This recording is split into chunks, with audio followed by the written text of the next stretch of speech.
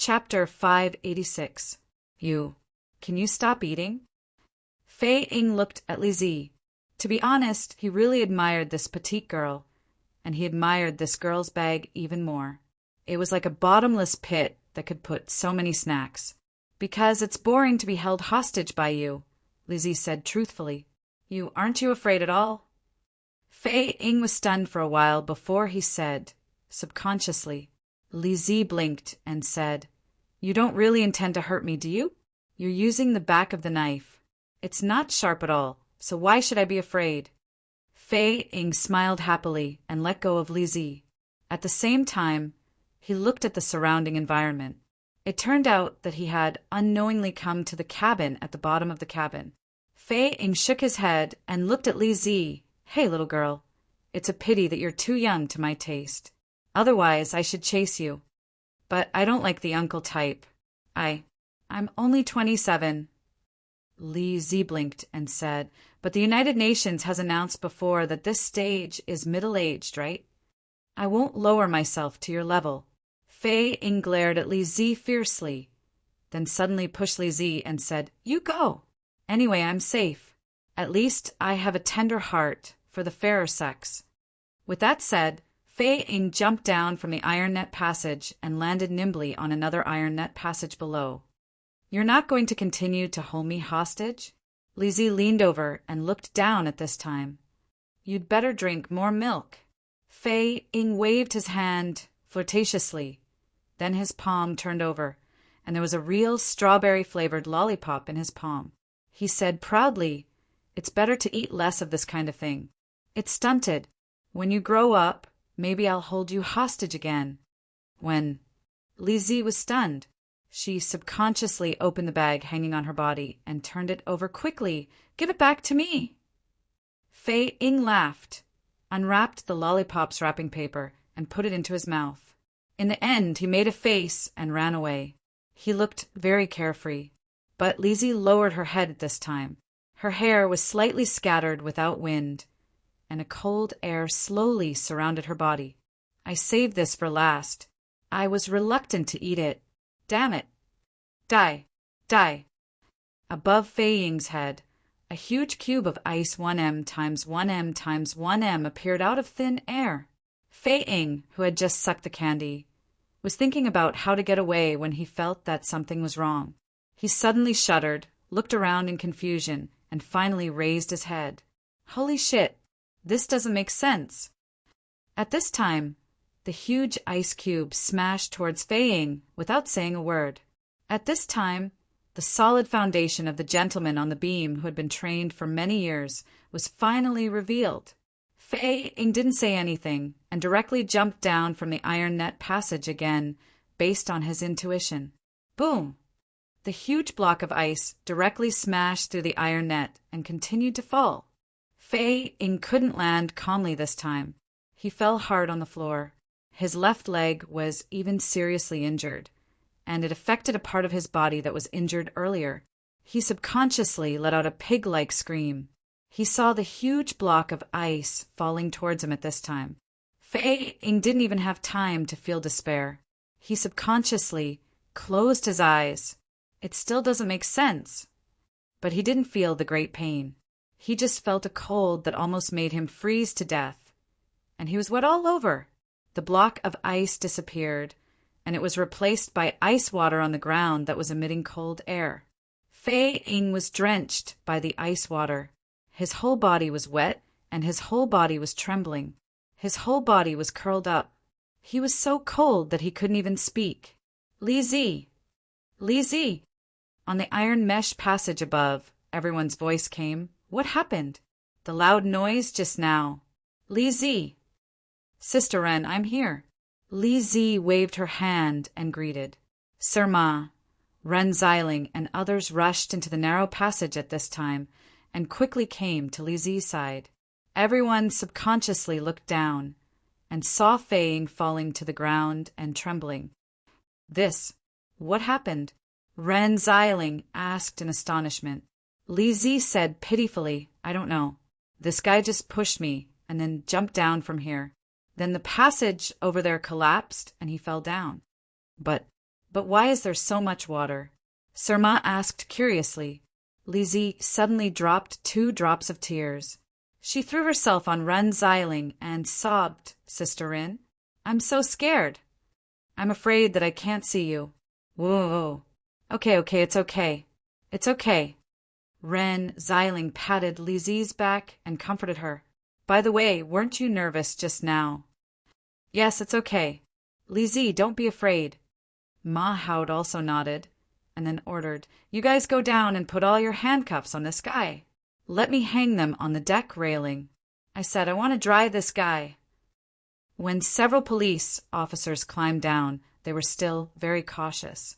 But looking at Fei Ying's almost frozen appearance, there was no way he could resist. They easily captured the gentleman on the beam. Dry anything. Can you? First give me a cup of hot water. Don't worry about him.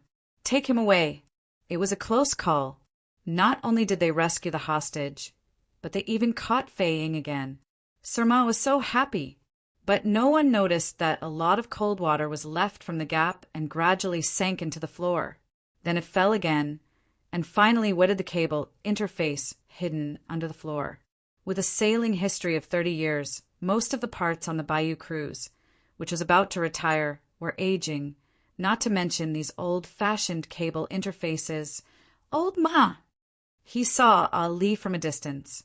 At the same time, Mu Enli and Mu Qinghai were beside Ali.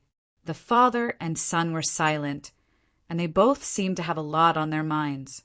Officer Ma gave Ali a thumbs up from a distance. She found the old captain so quickly. Her ability was definitely not for show. We are also done. Sir Ma also proudly showed his results, and then pulled Ali to the side. What's the matter with Mu Enli? Can I continue to ask him some questions now? Ali shook her head and said, Old Ma, this matter is over. After going back, you arrest him. I will pick him up. What happened? Li just shook her head and said softly, You can just treat it as special treatment. Sir Ma frowned, but in the end he sighed. There were too many things involved, and he was powerless even if he wanted to. Besides, he was facing Ali, so he was even more powerless. If it was another person, he might be able to argue. Okay, I believe you must have a reason. Ma Haud finally sighed. However, at this time there was a slight vibration on the ship, and then there was a faint sound. What's going on now? It seems to be from the cabin. Mu Qinghai frowned at this time and subconsciously looked at his father, Mu Enli. It's indeed the cabin. Mu Enli looked solemn. In the cabin, there was already a surge of people. A large number of maintenance workers and crew members working here were quickly carrying buckets, and some had already started to connect the high-pressure faucets. Mu Enli pushed the crowd aside and asked loudly, What happened? I don't know. The cooling system suddenly exploded, and there was a fire inside. We don't know the damage at once. Captain, the temperature of the boiler is rising crazily. What should we do? Has the furnace been turned off? Mu Enli asked calmly. Not yet. Go now. Who go and turn it off? It's too late to turn it off now. Mu Enli quickly looked at the situation at the scene, and then ran down the stairs. All maintenance workers, follow me. The people under you will put out the fire here, and untie the cables here as much as possible. Look for the ship's crew. Don't just stand there. Evacuate all the passengers to the deck at the back of the ship first. Prepare the lifeboats and life jackets. Close to the fire, the temperature suddenly became too high. Mu Enli took off his coat. Give me all your strength. Captain, what can we do to help? Officer Ma shouted at the captain. You don't understand the things here. Mu Enli said solemnly. Go and help maintain stability. Officer Ma, you fat guy, it's time to get rid of the fat on your body. Run for your life. Hurry up. Yes. Ma Haud straightened up subconsciously and saluted the old captain almost instinctively. Damn it, the captain's appearance at this time even reminded Officer Ma of the officers when he was in school.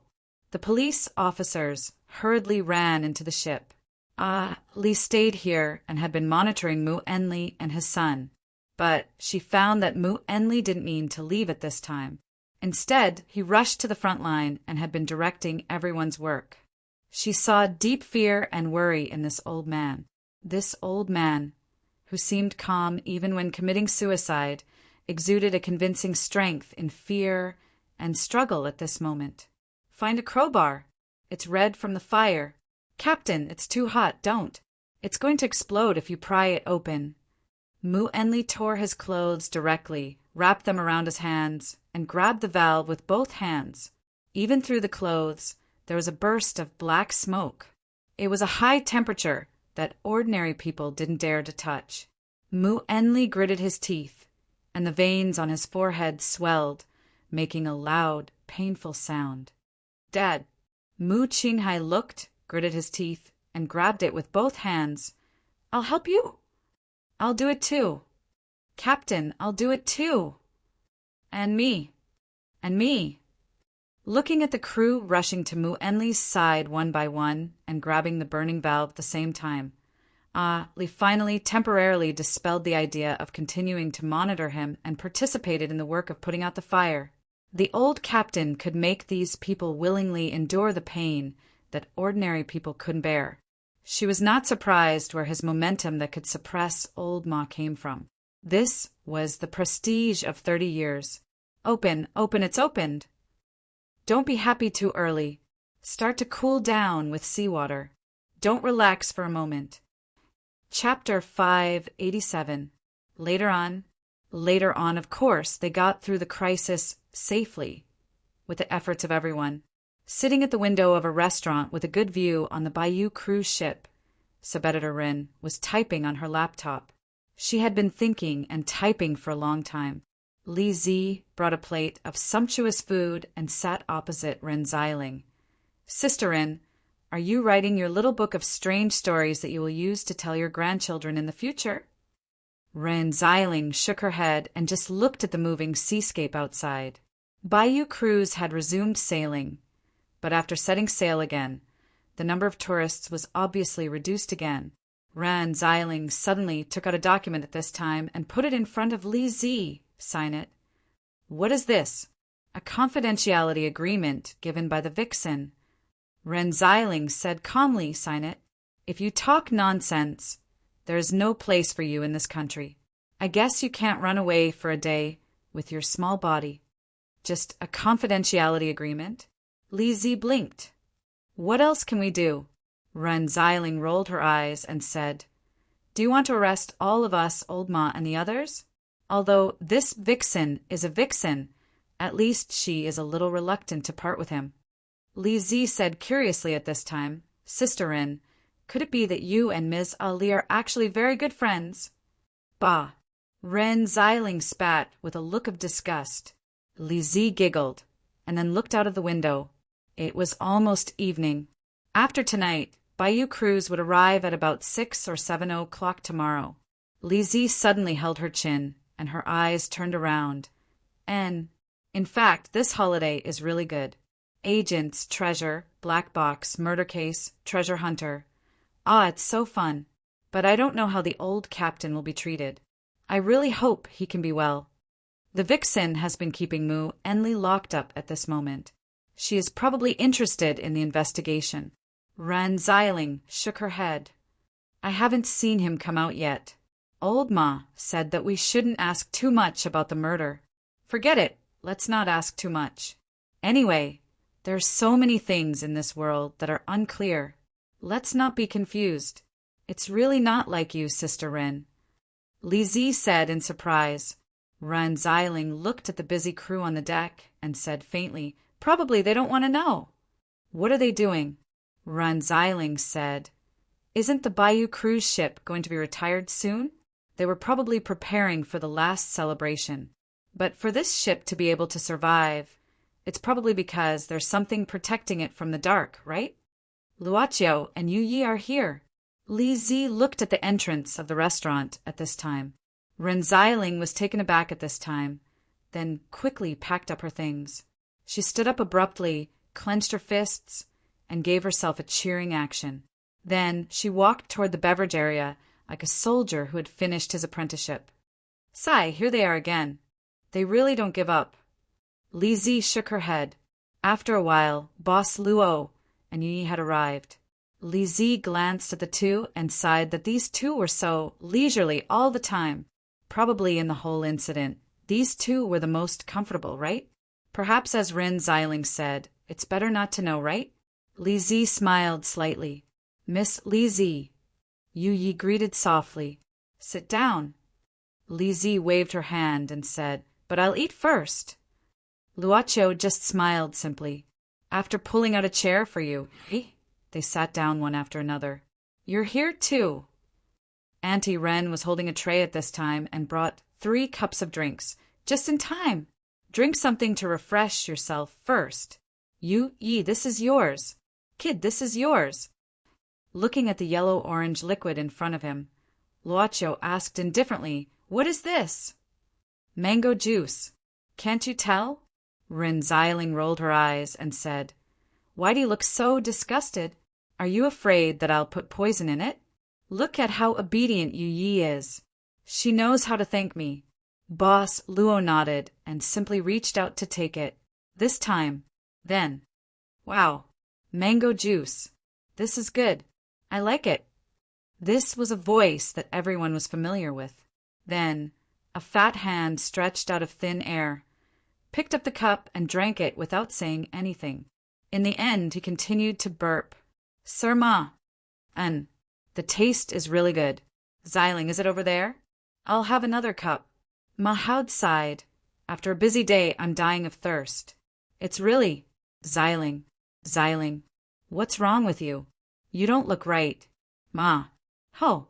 Duh. Ran Xiling put her hands on Sir Ma's shoulders and looked up like a ghost. You are dead. What's wrong with this? Sir Ma shuddered, subconsciously. He always felt that something was wrong. This was a dinner that Sir Ma always felt cold on his back. Closing the recruitment booklet and turning off the recording studio on the table, Ali stood up and opened the curtains in the old captain's room. We will continue to follow up on these matters later. Li said calmly, but you have to stay here. In addition to the old captain, there was even Mu Qinghai here. Li turned around and leaned against the window. She looked at the two and said, you don't have to look like this. Mu Enli, strictly speaking, you don't really have a big sin. Moreover, you were able to stop this black box back then. It was considered the right thing to do. Now that you have taken the initiative to hand it over, I will apply to deal with you at my discretion when I go back. Whatever. Mu Enli shook his head slightly. As for you, Mu Qinghai, I can't give you a definite answer about your treatment now. Li said, seriously, there should be other people following up on you in the future.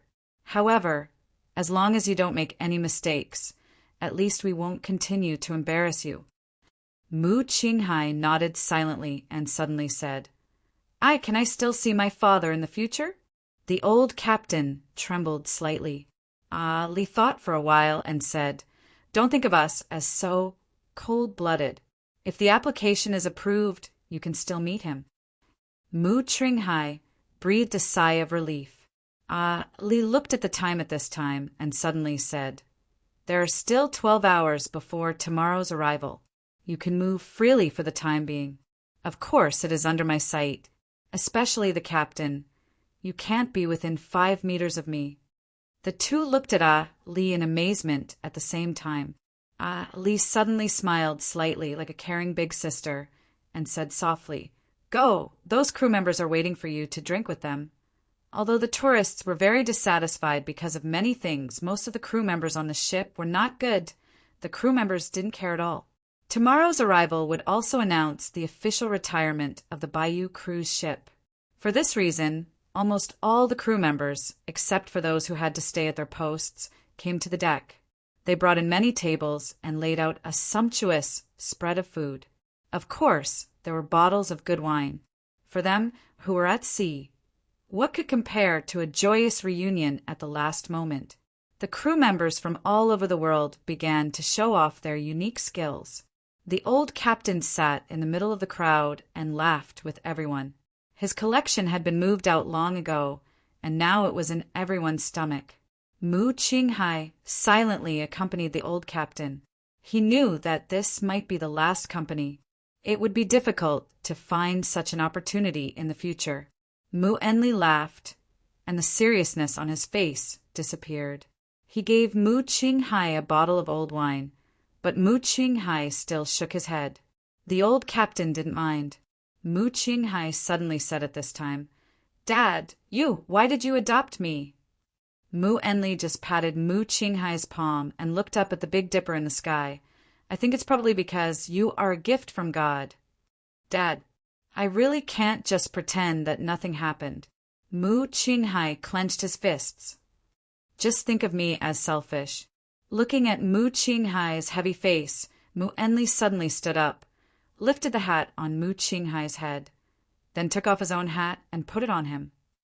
"Dad, remember," Mu Enli said with a sullen face, "you are my continuation. Even if you are immature, even if you are not qualified, you are still my child. In the future, you will be the best captain. Even if you are not on Bayou Cruise, you will be the best one. I got it. I won't let you down. A firm gaze. Brother, don't be in a daze. Come here.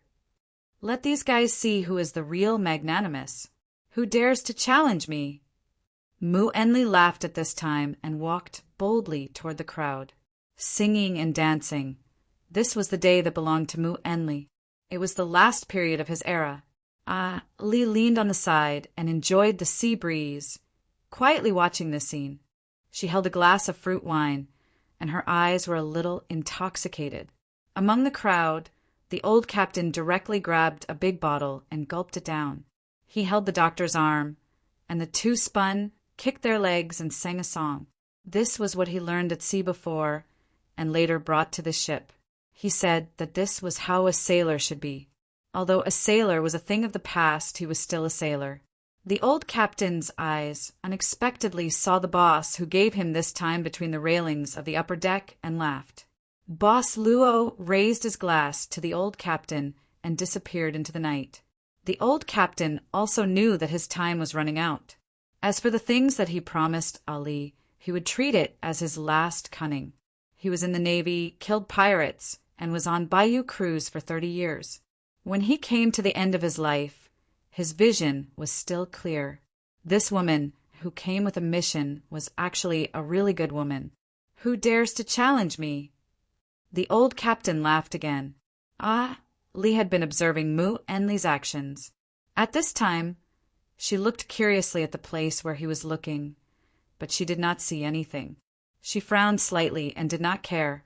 She stroked her hair, then reached out and took the cherries in the cup. Her hand stretched out of the railing, and the little cherries spun gently. Fei Ying, who was really salted by Sirma, raised his head hungrily at this time, opened his mouth, and stuck out his tongue like a dog wagging its tail. Fei Ying couldn't remember how long it had been since he had eaten or even drunk water. After Ali spun the cherries a few times, she suddenly opened her sexy lips, swallowed them, and then licked her fingers slightly. It was like teasing a pet. Fei Ying shuddered. Devil. Chapter 588. Woo, woo, woo, woo. They heard this loud whistle again. Naturally, it was at the original location when they set off. Bayou cruise ship had docked, and it was half an hour earlier than the scheduled time. The sky had just lit up, and the dock was sprinkled with golden light. However, this did not stop the enthusiasm of the tourists to get off the ship. Or rather, they couldn't wait to get off the ship. They had already packed their things early. Before the ship entered the port, they had already come to the disembarkation area to wait. Of course, there were discussions and complaints about this terrible Golden Week holiday. After the tourists had almost left, a few police cars drove into the dock. They were driven here to arrest Mu Enli. Ma. Sirma, are you okay? On the ship, Lin Feng hesitantly looked at Ma Hao's appearance at this time. What does he look like? Officer Ma was being supported by Mrs. Ma at this time. He also pressed his waist with one hand. His legs were trembling, and he looked like he was moving arduously step by step. Mrs. Ma's face was quite good. Quite good. No, I'm fine. Ma Howd stammered. I just ate something wrong last night and had a stomachache. Don't look at me. Take Mu Enli away. By the way, take that Fang away too. Yes. Mrs. Ma helped Ma Howd to the stairs to get off the ship. Old Ma, can you do it? I told you not to be so fierce, you bastard. What could Sir Ma do? He was also desperate. God knows why he couldn't control himself last night. I didn't eat oysters. I can't take it anymore. My kidneys hurt. Mrs. Ma suddenly exclaimed, Old Ma! Be careful. Sir Ma was taken aback. What? Sir Ma didn't pay attention and stepped on the stairs. He rolled down. Mrs. Ma was shocked and quickly ran down. On the ship, Ren Xiling, who was about to get off the ship, saw this scene. She sneered coldly and said, This guy, he obviously sunned Fang into salted fish. But he still got off the ship on his stomach. He is really unprofessional. By the way, Lizzie, those drugs seem to be really fierce. Get me some more. Okay. But Lizzie had a feeling that it would not succeed. Hey, big sister Ren, who is that woman? Lizzie glanced forward. Ren Xiling subconsciously looked over, only to see a woman with a headscarf, sunglasses, and a trench coat walking towards Luocio and Yi. This feeling is a vixen. Ren Xiling was shocked. Little brother, we meet again. Miss Muzi. Luocio followed the voice and nodded at her. You haven't disembarked yet? I was a little late to pack my luggage. I said that you can just call me big sister. Why are you still so formal? Madame Muzi smiled faintly. She looked behind Luocio and saw Ren Xiling charging at her menacingly. Suddenly, she said softly, Have you been scared over the past few days, little brother? Luocio shook his head and said, Nothing, by the way. Boss, Luo glanced at Miss Maid at this time. Miss Maid took out a chain of shells from her luggage. This is for me? Luocio said softly, Just take it as a return gift. After all, Miss Muzi also gave me a very good bracelet. But it's not a precious thing. It's just a shell I picked up on the island. I hope you don't mind. Of course not. Madame Muzi grabbed the handmade shell necklace and said softly, I will cherish it. As she said, she looked at Ren Xiling, who was approaching. She suddenly stepped forward and kissed Boss Luo's face gently. Then she said softly, See you again if fate wills it. Besides, your little girlfriend won't eat the wrong thing, right? Miss Maid just smiled. Not to mention the real identity of Miss Muzi. This kind of kissing etiquette was just a kind of etiquette in Miss Maid's opinion. It was nothing serious, but sub-editor Ren. Andy Rin was like a stone at this time. She was motionless, but her body was trembling slightly. Looking at Ren Xiling's clenched fists, Lizzie imagined in horror. If Sister Rin is also a monster, will her demon power explode? Will she be furious? Sister Rin, you have to hold back. Don't be excited. Luocio knows Ali's identity. Lizzie quickly whispered, Don't expose it. I'm already enduring it. Madame Muzi pulled the suitcase and walked past Ren Xiling with a smile. She chuckled and said, You've been hogging it for so many years. It's not too much for me to kiss you, right? She walked up the stairs to get off the boat, lightly. Vixen! Ren Xiling watched Ali leave and muttered bitterly, For so many years, I don't have a shell necklace. What necklace? Luocio walked up and asked curiously. Ren Xiling snorted coldly and looked at the sky at a 45-degree angle. Luocio shook his head and said calmly, I don't have a necklace. Take this. It's also picked up. With that said, a red peony treasure snail was given to Auntie Rin. Auntie Rin rolled her eyes at this time. Don't think that a broken shell can send me away. Then give it back to me. Auntie Rin greeted Boss Luo with a third finger, then put her arm around Lizzie's shoulder. Lizzie, let's go. Mu'enli looked at Bayou Cruz silently. He had already disembarked, and Mahoud and others were accompanying him. Surma did not urge the old captain to leave immediately, but whispered, "Brother, didn't you ask someone to send you off?" Mu'enli shook his head. "I asked them not to send me off. This is good enough. Take another look. Take another look. Then let's go." "No hurry." Mahoud sighed. For Mahoud, the captain was indeed an admirable person for getting rid of the black box. Mahoud suddenly smiled and said, "Brother, in fact, I also applied for a repairman job back then." With that said, Surma leaned to the old captain's side and lowered his voice. "I also came for the treasure that you made up." Mu'enli was taken aback, and then smiled. "Okay, take me away." That lady should have waited for a long time. Surma patted Mu'enli's shoulder. They turned and walked toward the police. When they were about to get on the bus, the Bayou Cruz ship's whistle sounded again. It sounded one after another, as if it was a sad cry. The old captain's body trembled, and he turned around subconsciously. He looked at the whistle and saw that on Bayou Cruz ship there was a sudden surge of people. The crew members ran from all over to the corridor on the side of the shore. Mu'enli subconsciously magnified his gaze. He saw Mu Qinghai, the doctor, the crew members, and the chef in the restaurant. "You all!" Everyone stood in line at this time. A crew member straightened his collar and straightened his back towards the old captain. Mu Qinghai wore the old captain's hat at this time and stood among the crowd. He raised the loudspeaker in his hand, took a deep breath, and said in a loud voice, 30 years! There is only one captain on Bayou Cruz ship. Comrade Mu'enli, your spirit, your contribution to Bayou Cruz ship, and your care for every employee on board will always be remembered in our hearts. Now, you are officially retired. You have succeeded and retired, just doing unnecessary things." Mu'enli frowned and muttered softly, but he did not blink. He couldn't blink. He didn't know how to blink. He was reluctant to blink. He didn't want to blink.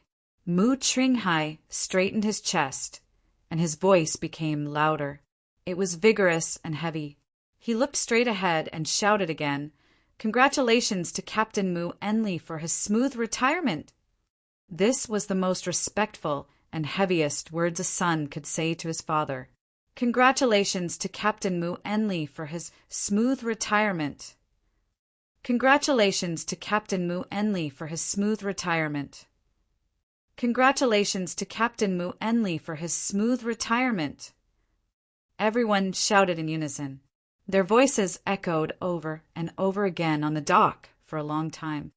"Salute!" With Mu Qinghai's command again, everyone on the deck corridor raised their hands neatly towards the old captain.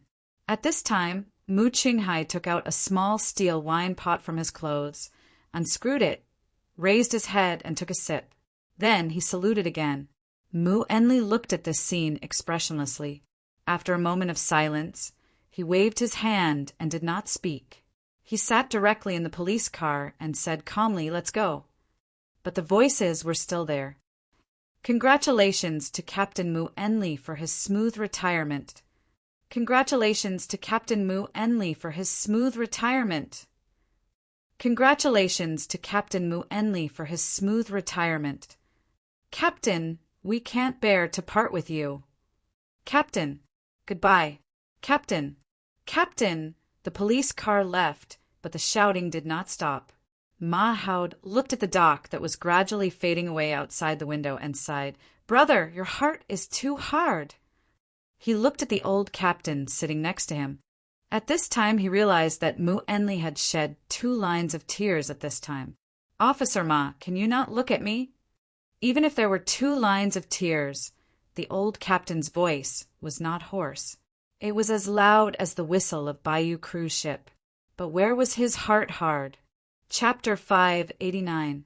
Given that too many things happened during the last voyage of Bayou Cruz ship, the cruise company had to refund all the passengers' travel expenses.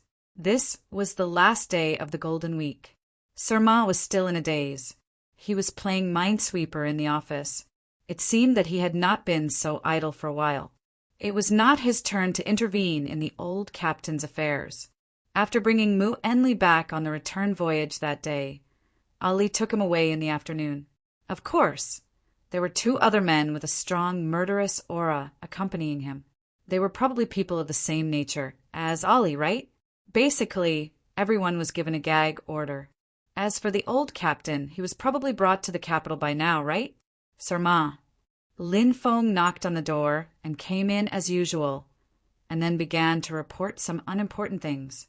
The lazy atmosphere was like the sun shining on the windowsill. As he listened, Mahoud yawned and suddenly remembered something. By the way, how is Fei Ying now? He's still locked in the detention room. Lin Feng said helplessly, this guy is really stubborn. He doesn't say anything. He boarded the ship with a fake ID. We are still interrogating him every day. To deal with this kind of person, you can't use force. Surma yawned again. Didn't you catch 2 big shots before the holiday? Lock them up together. Let the air conditioner be as cold as possible. Serve cold rice, cold dishes, and cold tea in turn. Oh yes, don't give them toilet paper. I got it. Lin Feng swallowed his saliva. This was not considered using force in the capital in old Hatong residence. Qingtian sunshine scattered in the old yard. It was a rare good weather. Mu Enli was sitting in the yard with a light blanket on his body. Ali brought a cup of hot tea at this time and placed it on the small round table next to him. You seem to be in a good mood today. Are you used to living here? Mu Enli slowly opened his eyes at this time. He took a sip of the hot tea and said calmly, compared to that time, this is heaven. Ali says seriously, Mr. Mu, thank you for your cooperation this time. The information you helped us verify the day before yesterday was very useful. After comparing the information, the mysterious people who sent you that year have been matched. Fortunately, one of them is still alive. We already have colleagues following up on this. Mu Enli suddenly frowned. You suspect that there is more than one box? Ali said indifferently. Investment will also spread the risk. There are a few cruise ships in the country that are imported from that company, so we have to be careful. After all, not every box will meet someone like you who is willing to cooperate. Mu Enli gave a soft hum, then closed his eyes again. He suddenly said softly, I don't have much time. I hope you can become better. Ali frowned. She was a little puzzled by Mu Enli's words. Old Master Mu, we have found a doctor to check on you. Your body is very healthy. Why do you say that? Are you worried that the foreigners will harm you? Don't worry, you're absolutely safe here. Miss Ali, I'm a little sleepy, Mu Enli said slowly. After a while, there was a slight sound of breathing. Ali looked at the old man lying in the rocking chair for a while, then helped him pull up the blanket and returned to the house. She still had a long report to complete. Of course, Mu Enli was not the only one in the yard. There was another man guarding, but he was sitting in an inconspicuous place. Ali sat in front of the window of the room and turned on the computer. She could also see Mu Enli here, but she could only see his back. The autumn wind blew. Ali subconsciously rubbed her fingers and felt a little cold. She didn't know that the old man in the courtyard at this time slightly narrowed his eyes, and the hands under the blanket fingers at this time were stroking an old pocket watch over and over again. Mu Enli's eyes gradually dimmed. He felt that his heartbeat was also slowing down. He could even feel the faint heartbeat for a while. He didn't feel any pain. It was just that his eyes became hazy. Everything around him seemed to have melted and turned into white. Only a figure stood in front of him. You finally came to pick me up, Mu Enli said softly, then lowered his head and closed his eyes. Time passed, and the autumn wind came again, blowing the fallen leaves in the yard. Creak, creak, creak, creak. The autumn was also strong. Ali subconsciously looked up at the window and looked at the old man who didn't move. She took a sip of hot tea and immersed herself in work again. The yard was so quiet that she could hardly hear any sound, until she didn't know when the figure of the club's boss, Luo, came to the yard. For Luaccio, it was time for Mu Enli to hand over the payment. This boss had not been the club owner for a long time, but he had made many transactions.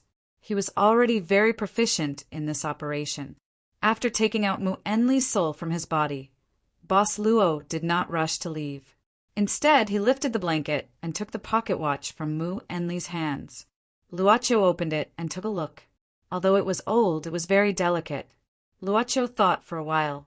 Looking at Mu Enli's now empty body, he suddenly stretched out his hand, cut off a strand of the old captain's hair, and wrapped it in a handkerchief.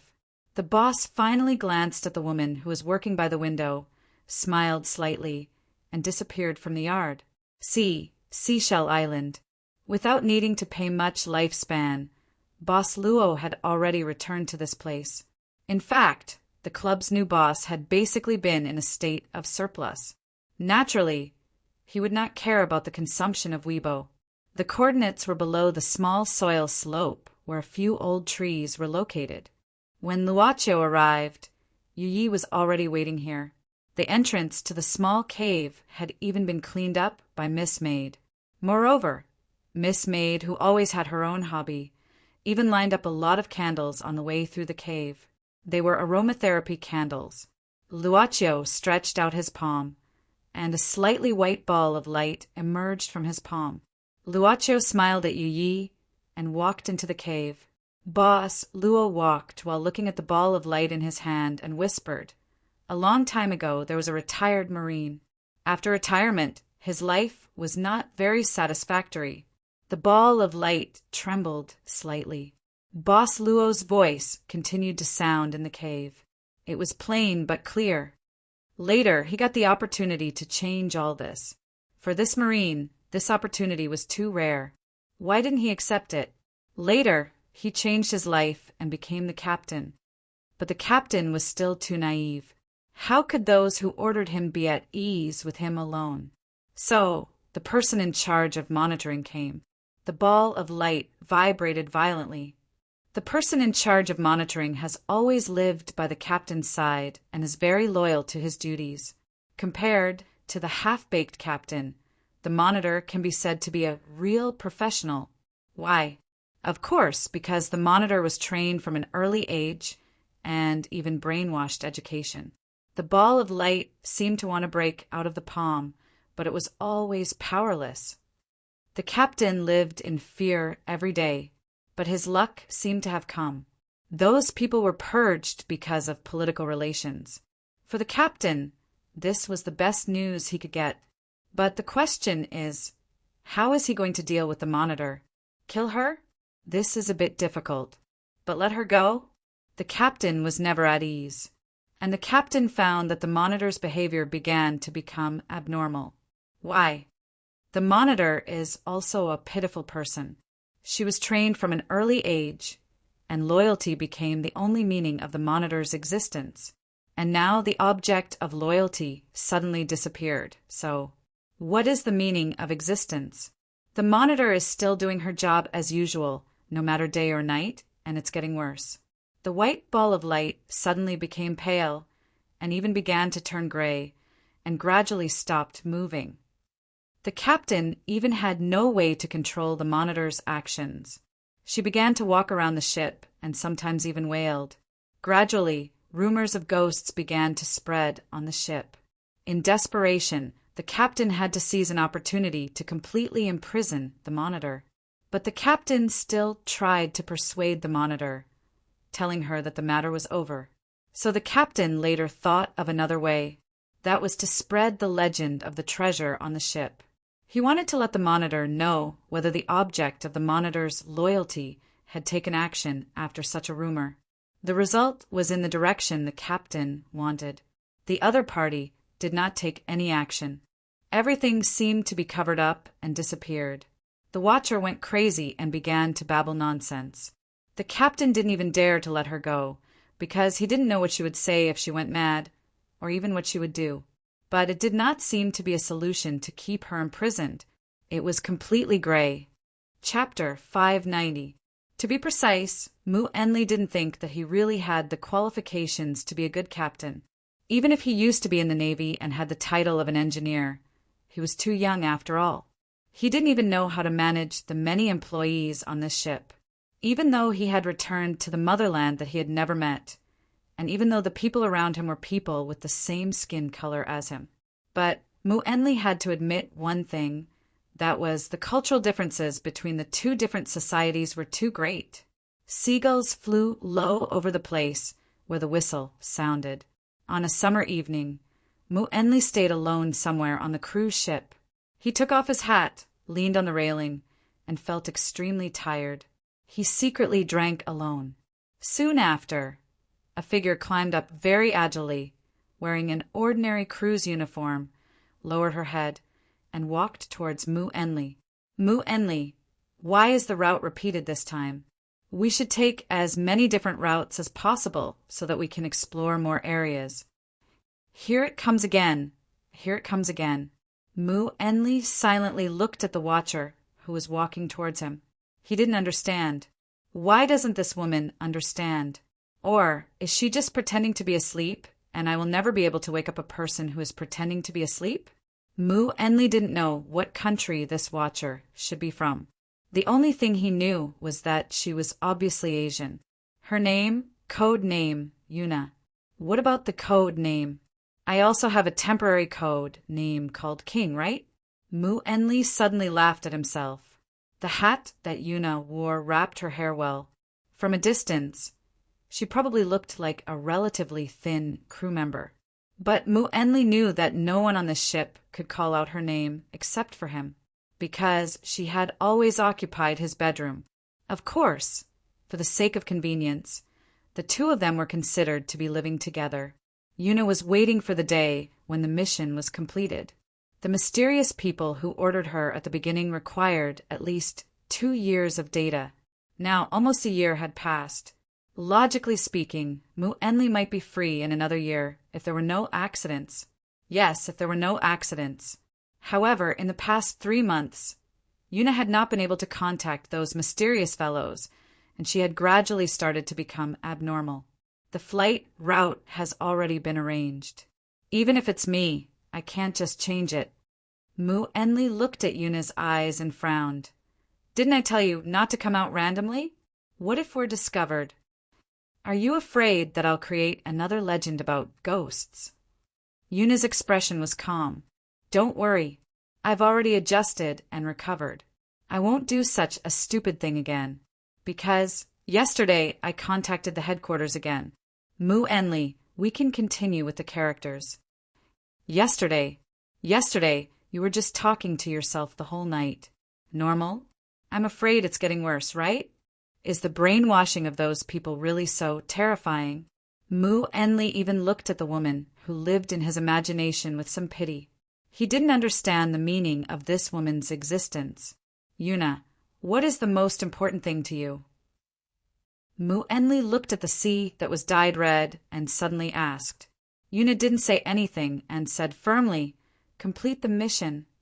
Mu Enli suddenly felt a little irritated.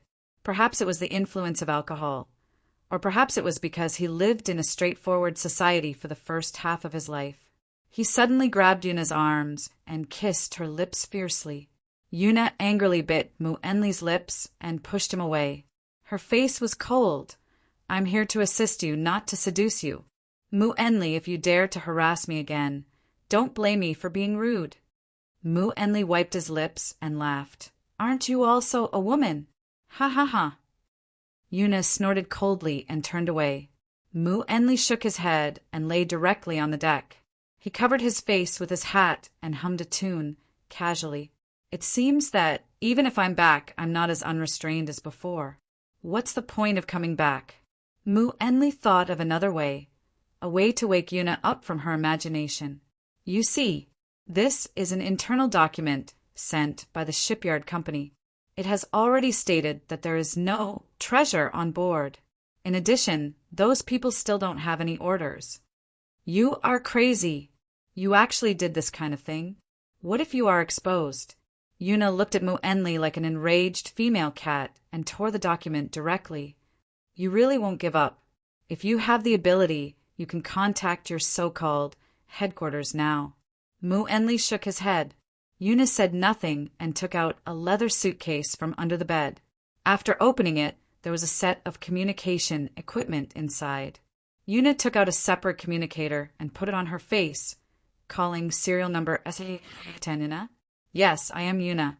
Regarding this incident, I want to report. Yes, this incident. Mu Enli turned the leather suitcase over, took out the device, and said angrily, "The battery ran out long ago. Who are you talking to?" Yuna just glanced at Mu Enli hatefully, then hurriedly gathered all the scattered things around her.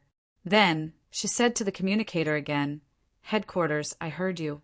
The signal here is not good. Please wait a moment. Is it done?" "Yes, I will continue to report." "Crazy, you are really crazy." "Yes. Mu Enli has rebelled." "Got it, I will eliminate it immediately." What do you want to do?" Yuna stood up and suddenly rushed toward Mu Enli. He spent a lot of effort, and even had a deep wound on his arm that showed the bone, before he was barely able to subdue the Watcher. This was also thanks to his many years of experience in the military. In the separate bathroom in the bedroom, her mouth was locked, and there were a lot of sponges here to prevent Yuna from going crazy. But even so, Yuna's body was still scarred.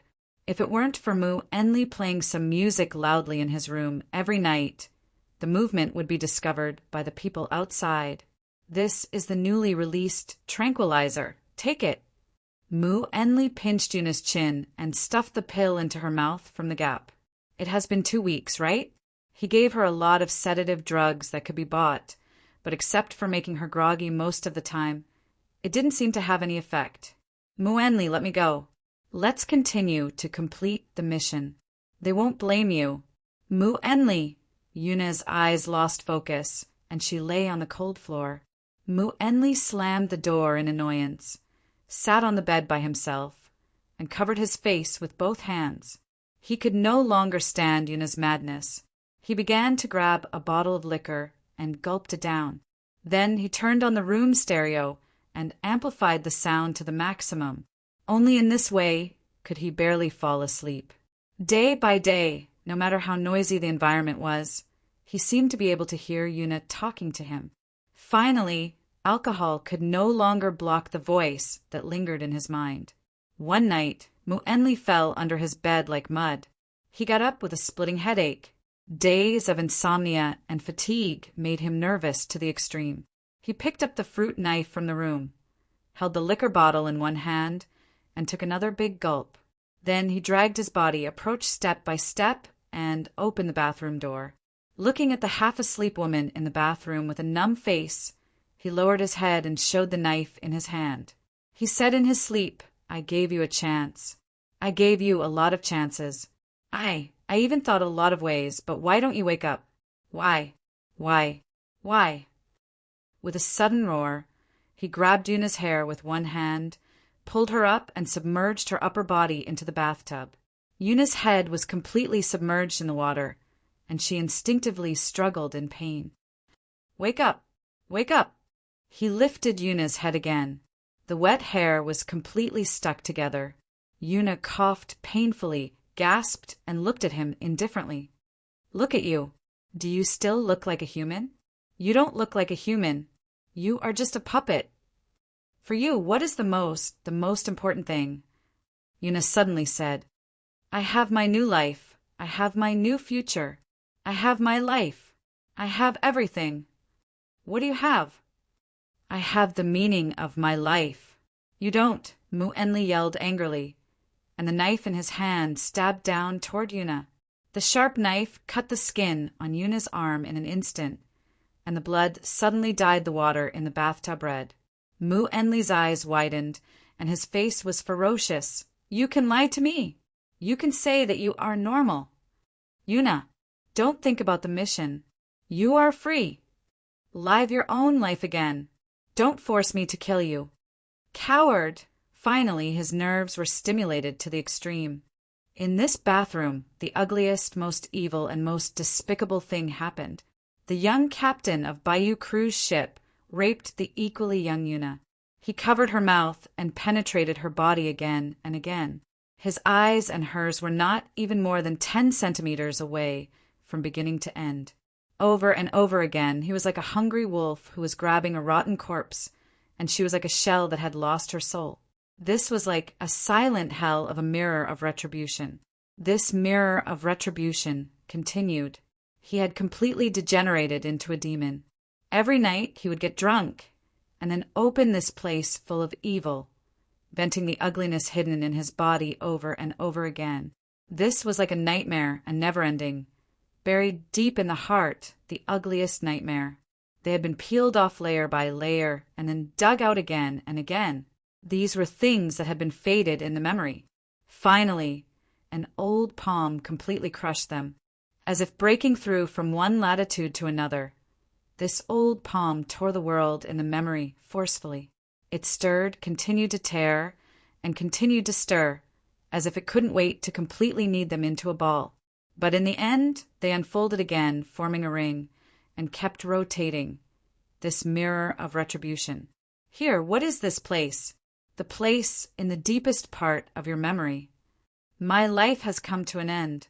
Why do I have to face this again? Isn't my shame enough? What did you see? The ugliest me. What else? Yuna, who hates me.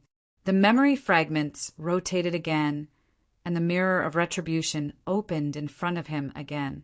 He couldn't bear this pain, and he had to cover his ears with both hands, until the sound of a newborn crying could be heard.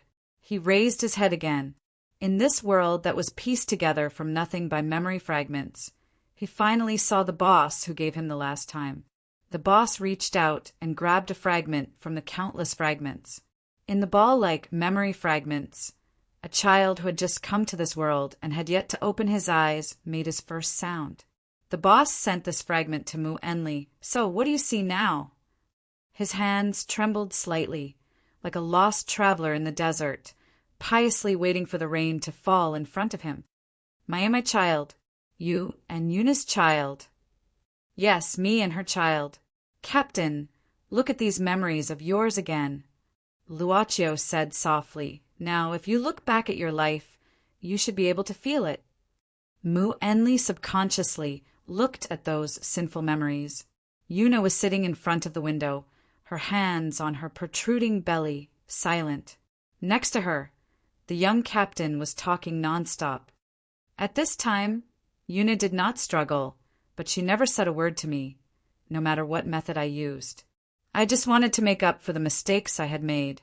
On another fragment, the woman lowered her head and gently stroked the child in her belly. There was a rare smile.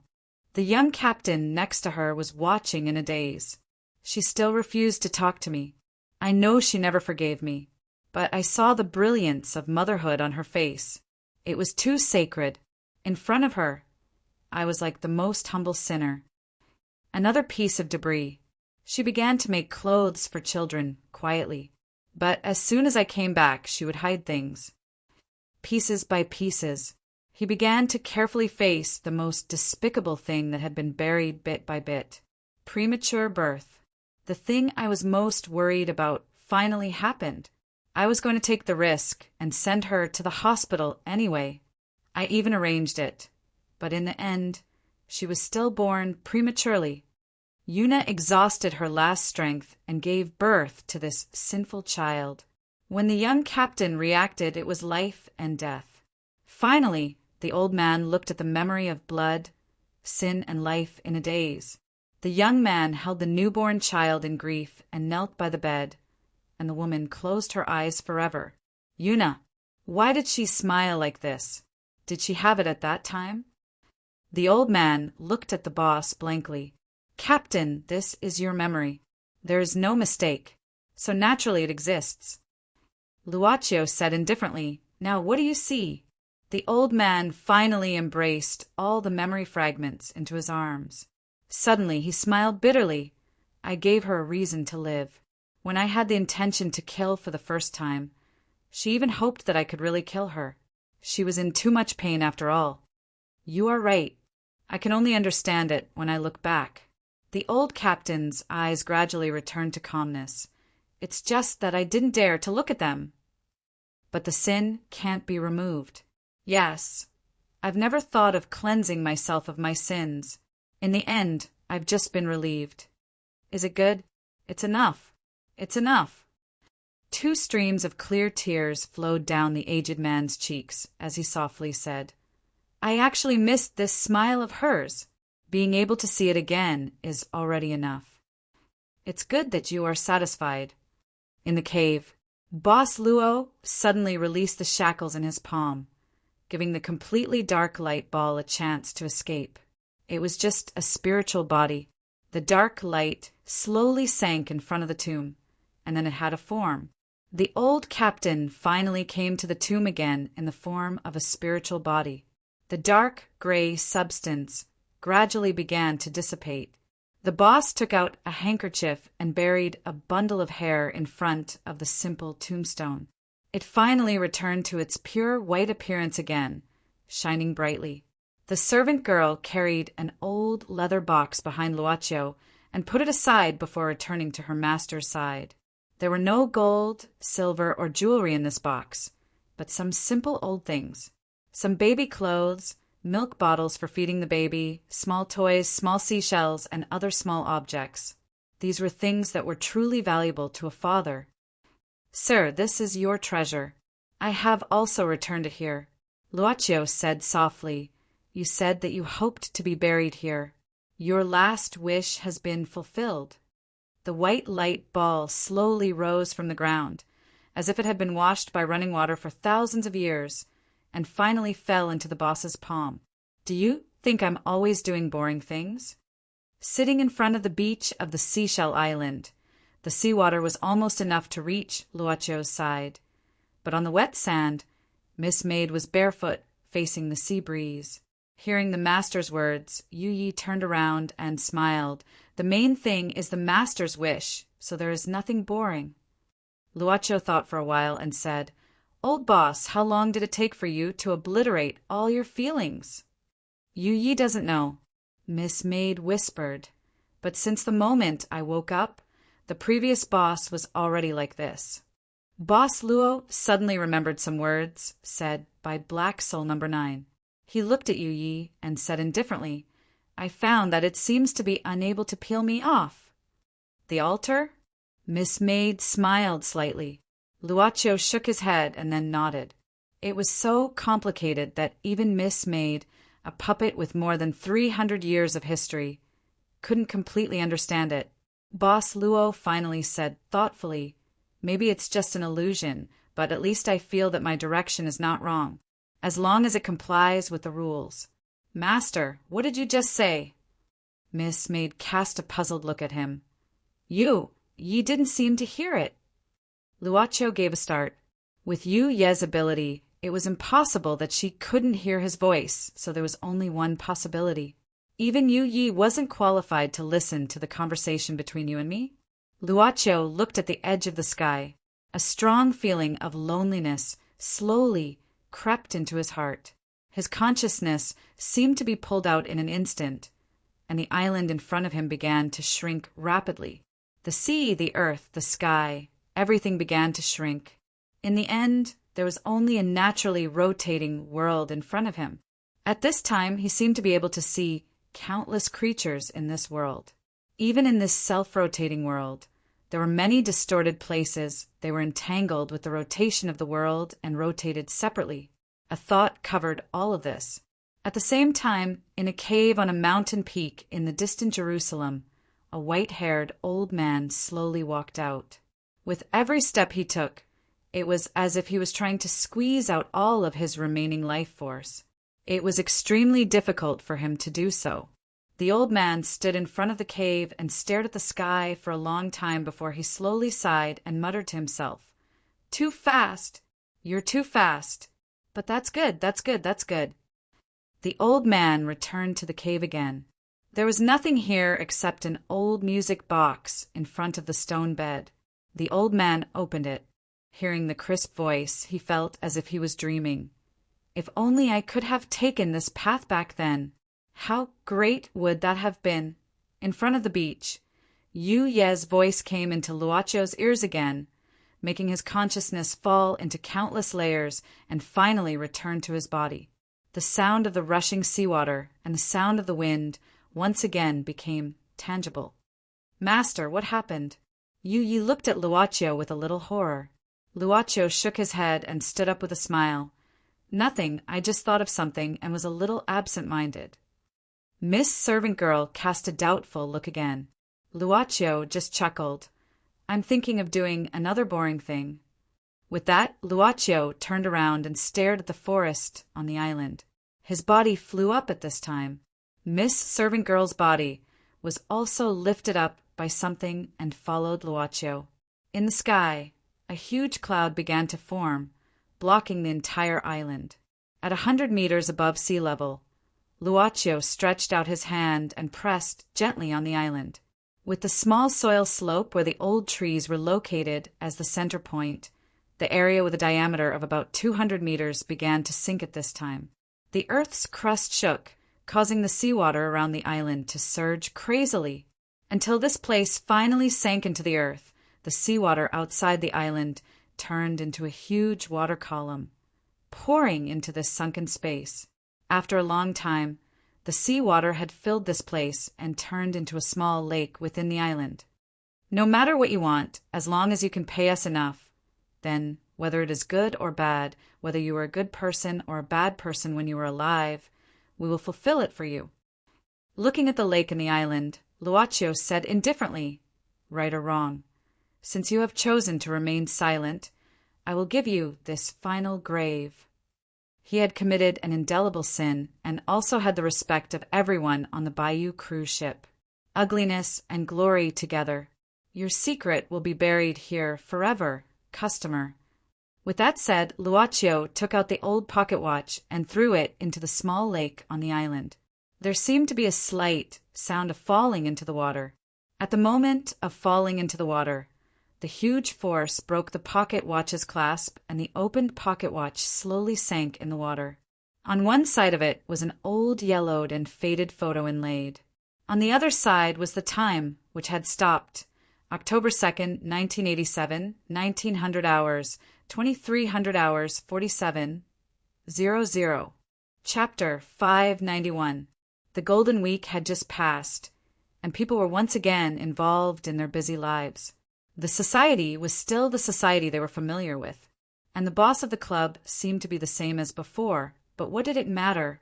The important thing was that before the Golden Week he had been pardoned and released from the dim corner of the ceiling. Taeyenzi thought so. After a short holiday at the door, the rookie dared not touch the things in the cabinets, but at least sweeping the floor was okay, right? At this time, Taeyenzi was sweeping the floor while quietly observing the boss who was reading by the window. When he saw that the servant girl was finally going to make a new pot of black tea, Taeyenzi quickly followed her while sweeping the floor. The servant girl who was cutting lemon slices in the kitchen smiled. "Taeyenzi, are you going to help me with the work here?" No, I can't do this kind of thing." Taeyenzi shook his head and then looked at Yu Yi seriously. "Miss Yu Yi, I have something to ask you today." Yu Yi showed a curious look and turned around. "Oh, tell me. I'll try my best to answer it for you. After all, responding to the request of the Black Soul Messenger is also one of my jobs. Here's the thing." Taeyenzi came forward and said mysteriously, "Miss Yu Yi, do you know how to make a meat chicken?" "Meat chicken?" Yu Yi was stunned and then shook her head. She opened her palm and a cooking book appeared in front of Taeyenzi. "There are various ways to make chicken here." "I'm not talking about this." Taeyenzi quickly shook his head. "The meat chicken I'm talking about is the kind of code that can invade other people's computers." "You're talking about the program virus?"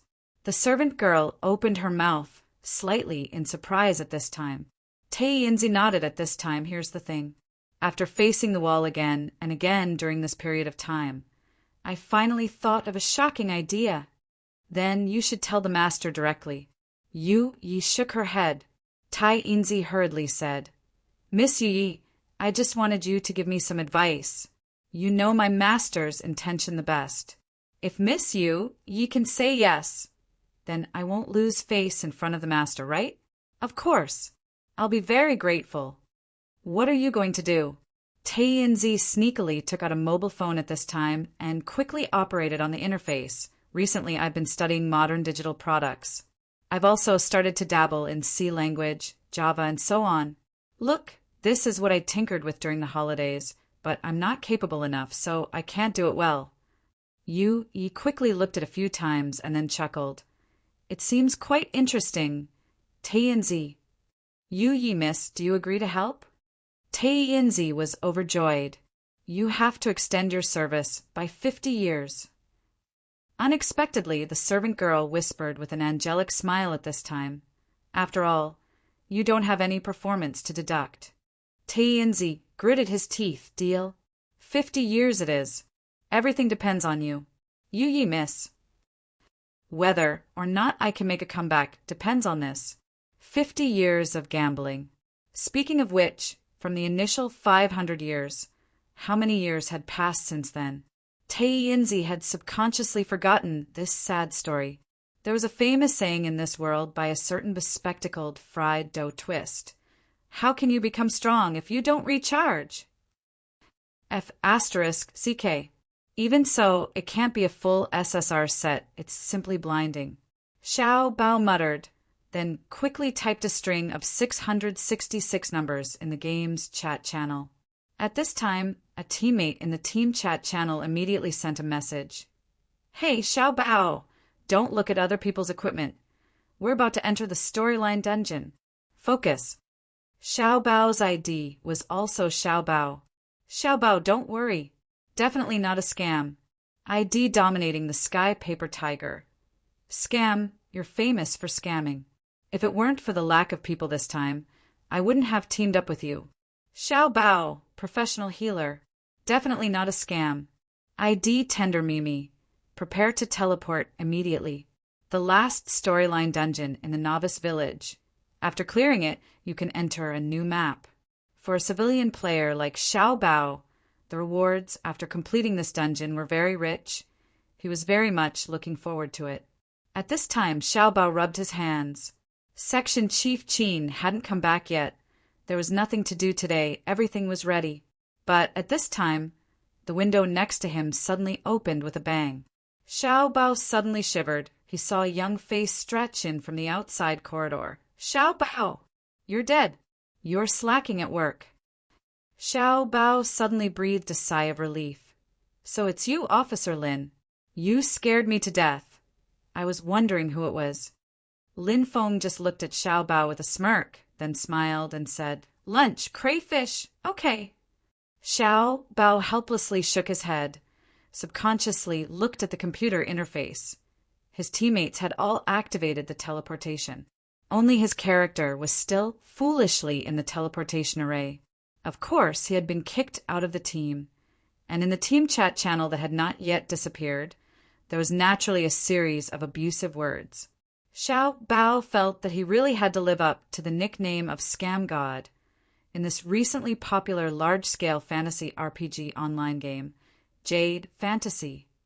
Officer Lin, what are you looking for me for? Xiao Bao asked weakly as he logged off. Well, there is a room outside, and the body of an old man living alone was found. I want you to go and see what's going on. Officer Lin shrugged. An old man living alone. I'm afraid it's the result of no one taking care of him. Sigh. Xiao Bao shook his head and stood up. Let's go, I'll prepare the tools. Dominating Paper Tiger. Shield. Put on the shield for me. Tender Mimi, no. The monsters are pestering me. Eat the red. Qian Xiu, come back, you are too forward. In the dungeon instance, the male knight character named Qian Xiu ignored it. He rushed into the monster group alone and killed in all directions. Under his terrifying operation skills, nearly 1/3 of the monsters had been annihilated in an instant. In addition to dominating Paper Tiger and Tender Mimi, the other two characters in the team were also caught in a hard battle on the other side at this time. They had no time to pay attention to him for the time being. But Qian Xiu's strength was too strong.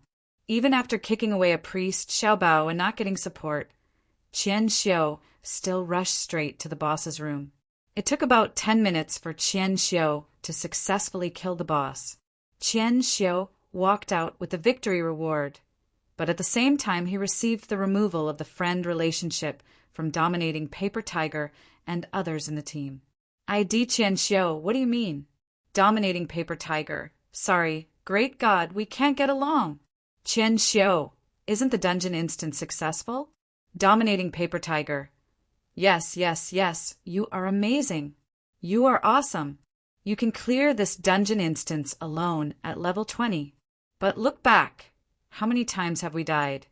I actually used 2 bottles of resurrection potion in this novice village dungeon instance. If you were slower, everyone could save the potion. Qian Xiu, that kind of thing can be respawned in the future. Why bother? And your speed is too slow. Only after a few more battles like this can your skills improve. ID Nameless Wind. Sorry, I'm just a casual player. I don't plan to study so deeply. I just plan to play casually and make friends. I feel that our personalities don't match, so don't waste everyone's time. Anyway, it's just a temporary team. Adding friends is just for a little more experience gain. It doesn't matter if there's 1 more or 1 less. I don't want the reward. You can play by yourself. Qian Xiu, dominating Paper Tiger. Let's part on good terms. Take care of yourself. If you are so unsociable, who can stand you? It's just that your skills are too poor. He originally wanted to type such a sentence, but the team chat channel was empty. He finally pressed the return button in front of the computer and cleared the words one by one because the team had been directly disbanded in this dungeon instance. Lan Xiu shook his head and rested his head on the pillow of the chair. The room was very small and dark. There were all kinds of food boxes, garbage, cigarette butts, and drink bottles all around. He didn't know how long it had been since this place was cleaned up. TSK, boring people, whether in society or on the internet, are always afraid of outstanding people. Are they humbly united? Lan Xiu shook his head and glanced at the photo frame in front of the computer screen. Lan Xiu frowned and flipped the photo frame on the table forcefully. If I can live directly in it, what can I do? He looked at the picture on the screen obsessively. This knight character named Qian Xiu. This was not the first time he played this knight character. For those novices, it seemed impossible to clear the novice ultimate dungeon instance alone. But for him it was too easy. At this moment, Lan Xiu's computer screen suddenly dimmed, and a strange skull appeared. It was obviously a skull, but it had dense afro hair. Naturally, it was very strange, right? In the mouth of this skull, there was an envelope. Lan Xiu frowned. This situation, who put a chicken in my computer? Lan Xiu sneered and directly opened the envelope in the skull's mouth, without minding. Text. Do you want to fulfill your wish? Are you willing to pay for your precious thing for this? What is it? Lan Xiu frowned subconsciously. Yen yen yen yen. Chapter 592. There was a knock on the door. Come in. Luoqiu responded from the study room. Yu Yi walked in with a smile. Behind her, Tai Yinzi followed a little nervously, holding a laptop in his hands. Master, Tai Yinzi wants to show you some results. Miss Maid walked directly to the boss's chair and said with her head lowered. Oh. Luoqiu nodded with interest, then looked at Tai Yinzi and waved his hand, sit down. No, I'll just stand. Tai Yinzi straightened his back quickly and quietly glanced at Miss Maid, then quickly said, In fact, Yu Yi helped me this time. Without her rich knowledge, I'm afraid my idea can't be realized. So, the biggest credit goes to Yu Yi. Luoqiu looked at Yu Yi curiously. Miss Maid said reservedly, I just provided some technical possibilities, it's nothing. And this time, Tai Yinzi's idea looks really interesting. If even you say so. Luoqiu smiled. Tai Yinzi, then let me see your results. Tai Yinzi hurriedly turned on the laptop in front of the boss as if he had been injected with chicken blood. He faced the screen to Luoqiu, cleared his throat, and said, Master, I've been studying some modern people's daily life and entertainment in my spare time recently. I've been inspired by a modern professional called Coder. I've named this plan God King. Isn't this the infinite flow? I also read novels when I was a child. The boss silently glanced at Tainzi. But forget it. After all, he was a Taoist from 500 years ago. It was good that he could accept this. Then, Tainzi said seriously, Master, little Taoist feels that we need to have a high-end packaging. If we want to sell our products well, we need packaging and publicity. Only by expanding our popularity can we attract more customers. Seeing that Luaccio didn't have any reaction and didn't intend to stop and listen, Tainzi emboldened himself. Master, I feel that our club's marketing method is too backward. To put it bluntly, the Black Soul Envoy was a salesman.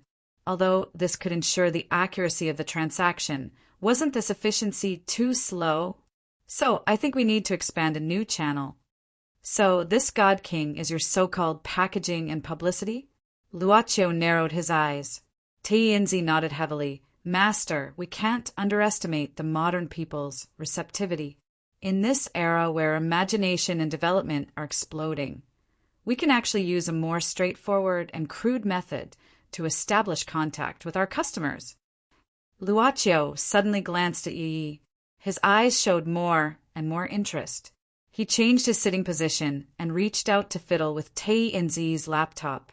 Tainzi's body was almost plastered to the desk. He bent over and said, Master, you see, in this era, humans can't leave the internet. From 80 to 3 years old, all of them can access the huge internet. This is our best channel. This screen is actually modified from 10 white cards, and the processor inside is a CPU modified from 8 black cards. Of course, this technology is all thanks to Miss Yi. I reckon that even if I had another few hundred years, I wouldn't be able to do it. After the modification, this laptop can face 8 customers at the same time. Currently, it can support the operation of 8 threads.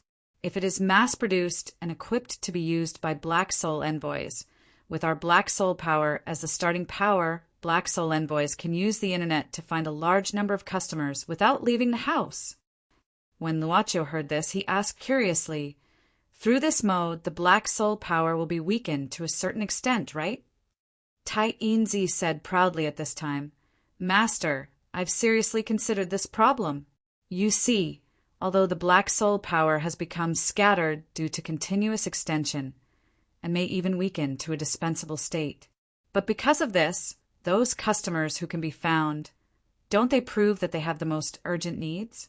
The stronger the need, the more it can attract us.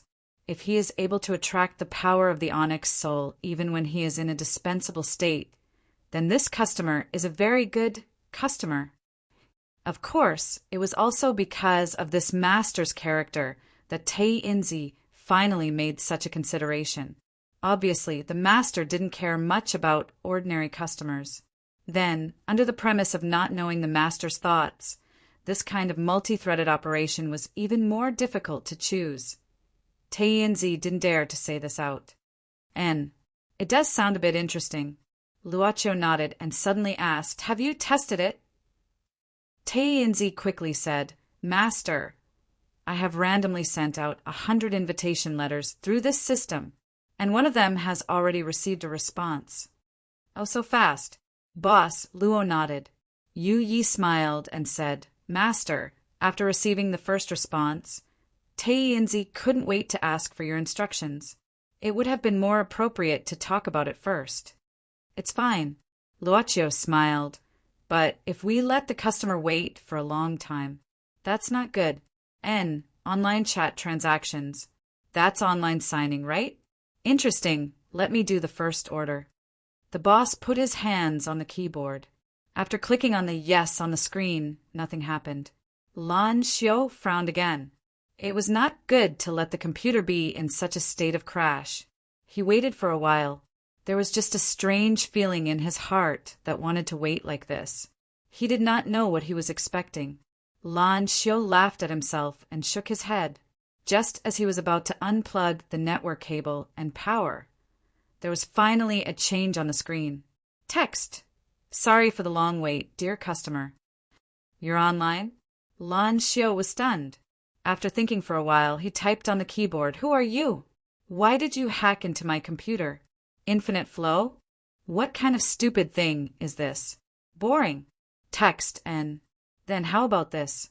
After this text appeared, Lan Xiao's expression changed from surprise to horror, because he clearly saw the computer's network cable being automatically pulled out, and even the power cord was automatically pulled out. The two wires seemed to have a life at this moment, stopping in the air, but the computer was still in a state of startup. Lan Xiao's heart beat violently. He calmed down, and after tapping on the keyboard a few times with his fingers, he finally succeeded in typing what he wanted to say. Are you really the Lord God? Text. It can be considered the name of this system. Lan Xiao system? Text. To a certain extent. Lan Xiao swallowed his saliva. What's next?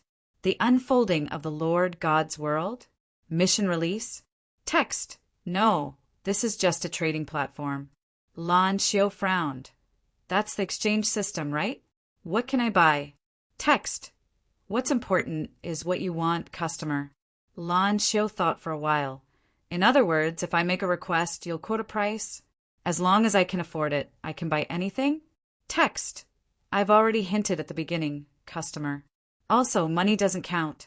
Lan Xiao, my precious everything. But this kind of strange power seems to be understandable. I roughly understand what this trading model is. Text. So, customer, what do you want to buy? Lan Xiao was silent for a while and silently typed what he wanted on the screen. I don't want to stay in this world anymore. Let me enter the game and become a character inside. Text. Which game? Lan Xiao, Jade Fantasy. Text. I understand.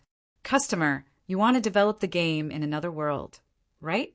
But unfortunately, I'm afraid you can't afford such a price. However, if you just want to enter the world of this game, it's not a problem. Lan Xiao, be careful. Text. Abandon your current body. Your soul will enter the game and become a character inside. Of course, you will have everything that your current character has. The texture is no different from reality. However, all the restrictions on players in the game are also effective on you. In addition, when you die more than 3 times, your soul will leave and then belong to us. Lan Xiao, 3 times. Deal. Text. Then, I wish you a happy game. After simply pressing the Enter key, Luocho's hands left the keyboard. At this time, Taiyinzi looked at his master as if he was holding his throat, waiting for the result of his master's experience. But the boss did not speak for a long time. Taiyinzi hesitated and said, Master, this system...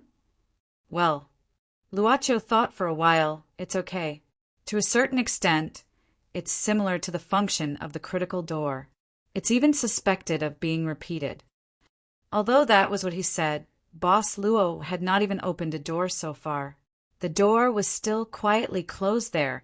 Of course, this was only his personal consideration. But this did not hinder his mood to discuss this plan with Taiyinzi. Then, Taiyinzi suddenly showed a disappointed look. But Luocho suddenly smiled at this time and said, If it's used as a targeted promotion of a certain product, the effect should be good. Master, you mean? Taiyinzi asked, puzzled. Luocho said, There should be a lot of people like Lan Xiao who yearn for the game world more than the real world, right? I can't always maintain this minimum transaction volume like this. Just treat it as an investment. It seems good to find a long-term and stable source of income. If there was a long-term and stable source of income on one hand, and he could continue his daily interests on the other, it would be beneficial for Boss Luo if both sides did not delay. A businessman who did not have several different investment projects. Master is wise. Taiyinzi said quickly. Boss Luo thought about something at this moment and suddenly said, Yu Yi, I'll have to trouble you to assist Taiyinzi and perfect this God King. Miss Maid smiled slightly and said, "Master, in order not to affect the daily service, can you call Adam over to be responsible for the follow-up development?" "Of course. Yu will continue to follow up. You can arrange this kind of small matter." Luocho nodded and suddenly looked at Taienzi. "By the way, Taienzi, your opening speech is not grounded. Change it." Taienzi hurriedly said, "Master, please enlighten me." Boss Luo said, "Do you want to live a real life?" Taienzi. The rookie was stunned for a moment. He suddenly felt like he had found a confidant. Chapter 593. It was a dim, orange-red vision. The stone bridge leading to the door of the boss room. The stalactites that looked like the sharp teeth of a beast. The roar of the monster that kept echoing. And a large number of corpses on the ground. The music that surrounded the ears made people nervous, and the dense options and interface-like things that appeared around him. Lan Xiao did not feel any pain. It was like a blink of an eye, and the world became like this. Here, it was the dungeon instance that he just played in the game. The time was clearly after the completion of the strategy, and the team was disbanded. After taking a while to get used to the current vision, Lan Xiao, Qian Xiu began to familiarize himself with the options and buttons that appeared around him. So that's how it is. I can hide and open it with my mind. Turn off the music. Qian Xiu began to check everything on his body. Nothing was lost. The only difference was that he had a realistic vision and sense of touch here. Even the state of his body was extremely clear. In addition, he searched through all the options, but he couldn't find the place to log out. No, it was not realistic, but it was real. The armor would make a clanging sound when moving. The weight of the equipment pressed against the skin, even the contact between the soles of the feet and the ground. Qian Xiu looked at the road behind him with a complicated gaze. It was a whole single stone bridge. The bridge was obviously very short in the game, but now it felt like he had walked for a long time. It turned out to be such a long road. How long have I not walked such a long road? Qian Xiu stared at the stone bridge in a daze. After a long time, he recovered slightly. But at this moment, he suddenly felt a sharp pain appear on his back. This feeling was like being hit directly by a sledgehammer, which made Qian Xiu subconsciously let out a scream. He fell to the ground, and the armor on his body made him very uncomfortable when he rolled. Qian Xiu looked at the orange-red light around him in horror. Monster. An elite monster wandering in the dungeon instance. A huge minotaur with a stone club in its hand. At this time it was staring with scarlet eyes, drooling and walking slowly step by step. It was so huge. It was half a person taller than Qian Xiu. The instance dungeon has already been cleared. Why are there still monsters?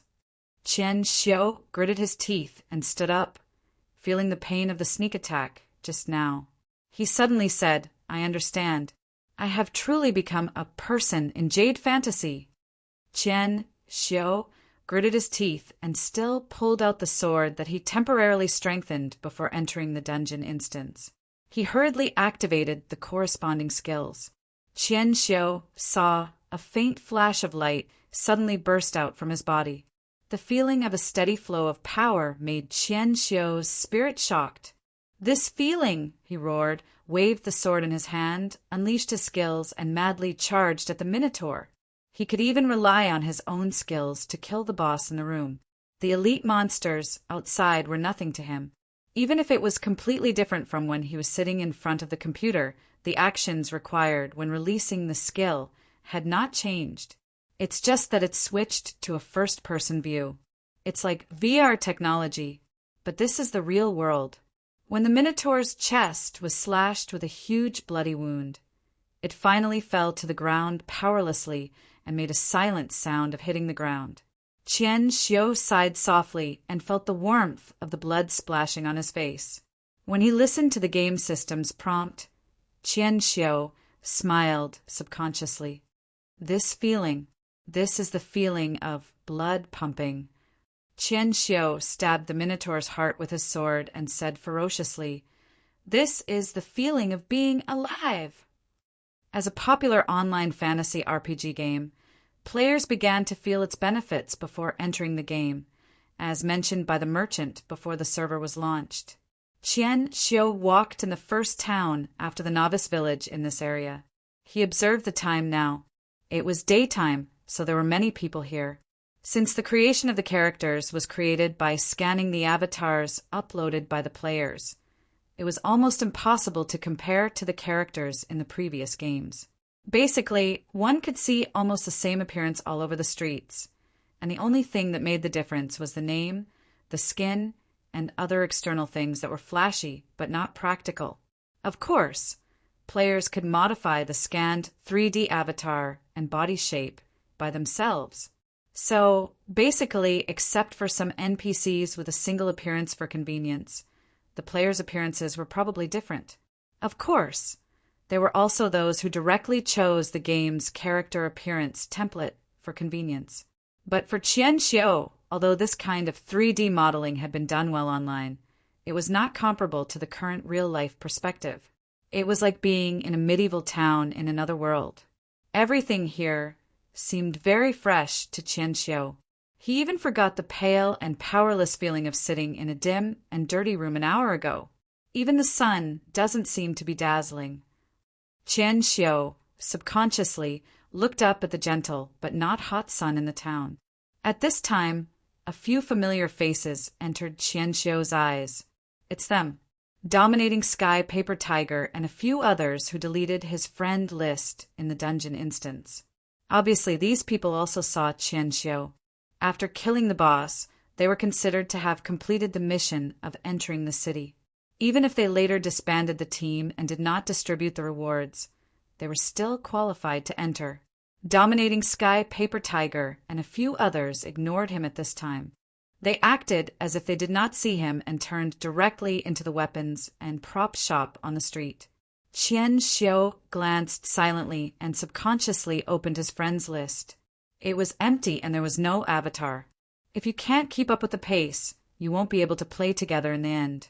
Incompetent people will eventually be eliminated. Qian Xiu shook his head. He was not an ordinary player. Really, he was a tester of that kind of game. He got the test quota before the game started. But when he interviewed for the game company's internal support, he was rejected. Qian Xiu came to a restaurant, selected some food, and felt the effect of eating. There was no doubt that he was a real person. He quickly began to think about how to survive in this game world. Obviously, money was a problem because only killing monsters of the same level or above in the game would drop money, and it was very little in the early stage. Of course, this kind of meager income was not enough to strengthen himself, but if it was only used for city life, it was more than enough. However, Qian Xiu was obviously unwilling to come to such a world and just become an ordinary townsfolk. There were still a lot of players outside, and they kept walking into various shops. A small portion of them kept asking NPCs questions. They were all simple game routines. As for what they were talking about, Qian Xiu did not hear it because the distance was too far. Just suddenly, a player suddenly turned into a flash of white light and disappeared, which attracted Qian Xiu's attention. Did he go offline, or did he disconnect due to a lag? Qian Xiu shook his head and didn't care too much. The degree of freedom in this game was very high. Basically, the content after the completion of the final dungeon instance in the Novice Village, except for a few large expansions that would be developed after the player's level rose to a certain level. Everything was in the player's own development. At this time, a group of people suddenly appeared on the street. More than a dozen knights cleared the way in front, and a luxurious carriage was in the middle. "The Lord is here! The Lord is here!" The people outside shouted loudly. The people on both sides of the road hid on both sides of the road with their heads down. Qian Xiu was stunned and frowned. The parade started so soon, right? Many people have already completed the novice dungeon instance. Qian Xiu thought, paid the bill, and walked out. A fireball that was about half the size of a small fist hit a red, rabbit-like thing that was squatting in the grass with a dull expression. Then it exploded. Finally, the rabbit disappeared, leaving only a red fur. This is the primary fireball skill. It's quite fun. Did your experience increase? It increased. Now it's level 095 experience, Master. And me too. What should I do next? N. Help Grandma's son in the village find evidence of her daughter-in-law's tryst with Master Huang. Miss Maid looked at the mission list. Then, oh, it's to help Grandma's son's son deliver the love letter to Master Huang's daughter. This mission. Boss Luo shook his head and suddenly smiled. Forget it. It's good for your health to play the game occasionally. And let's go back after playing for half an hour. There was a knock on the door, bang, bang, bang. Mr. Lon, are you there? Mr. Lon, talk to me. You haven't paid rent for several days. If you don't open the door, I'm coming in. The landlord slammed the door again, and finally opened the door of the rental house with anger. A sour smell suddenly came. After the landlord pinched his nose and turned on the light in the room, he was shocked. He saw that his tenant fell on the table at this time, motionless. Hey, don't scare me. How are you? Hey. The landlord couldn't wake up this gaunt, bearded, and thin man. He was so scared that he quickly called an ambulance. Chapter 594. The name of the first town in the novice village after leaving this area was called Zhongguan City. At this time, it happened to be the semi-annual ritual in Zhongguan City. The city lord would enter the Tai Temple in Zhongguan City for a 3-day ritual. During the ritual, the defensive enchantment outside Zhongguan City would be weakened to a certain extent, which would attract a wave of demons to attack the city. In fact, these were all information that players could easily obtain. The next step was to recruit civilian heroes to assist the local defenders in defense. To put it bluntly, it was the main plot mission. After completing the mission, every participating player would get a chance to draw a lottery. As for what could be drawn, it was completely metaphysical. Of course, there was also a lot of experience. These were not only what other players needed, but also what Qian Xiu needed the most. He was in this game world and completely lost the ability to act in the original society. In other words, he completely lost the ability to spend money. Although he was just a player who made a living by playing games, he had a lot of time and had always been a fan of spending money. It was impossible for him to invest more money here. Why am I still thinking about cash now? Among the crowd, Qian Xiu laughed at himself. He secretly thought that he had not completely broken away from his previous thinking pattern. However, it seemed that he could not completely break away from it all at once. Fortunately, when the server was launched, he made a first charge. Now, in the character's account, there was still a decent amount of diamonds to buy game items in the game store. I can only earn these pitiful mission diamonds from the game. Qian Xiu watched the patrolling motorcade slowly pass by in front of him. According to the rules of the test, individual and team merits are calculated during defense. You can get a lot of diamonds on the list. In addition, there is the weekly Jade Abyss PK ranking. This is the source of diamonds. The rest are some main missions and special side missions. In addition, there is the boss treasure chest of the special dungeon. In the individual list, Qian Xiu was confident that he could occupy a place, but for the team, I need to find someone. Qian Xiu looked at the empty friend list and frowned subconsciously.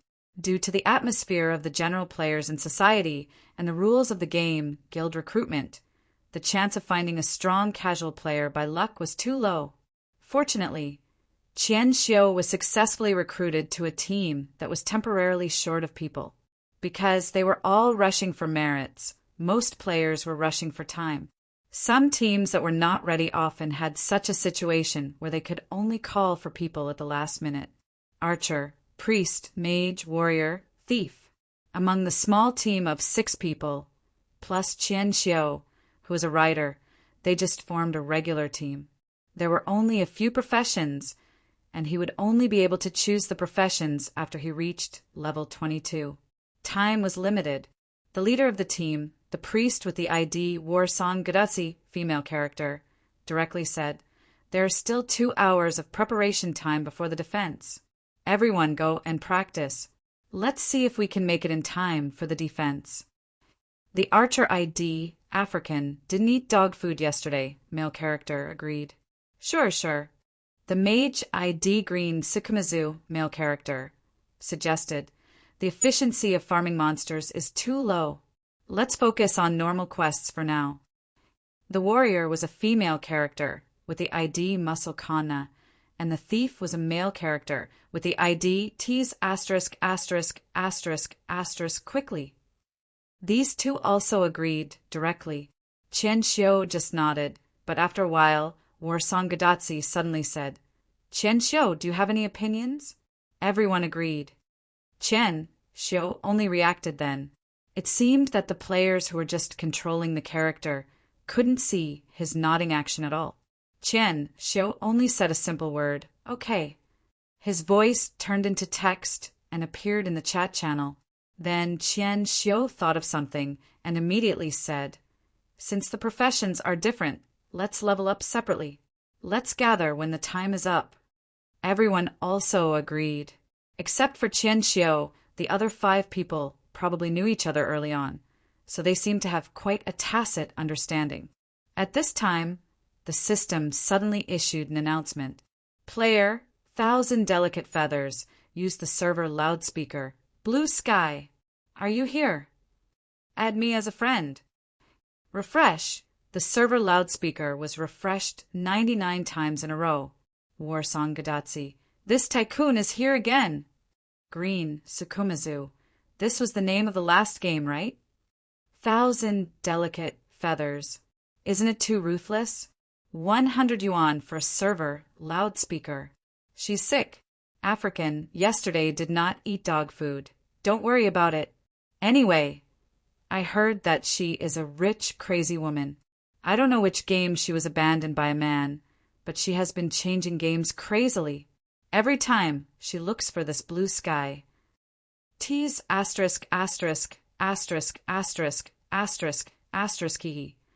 I'm quite envious of this blue sky.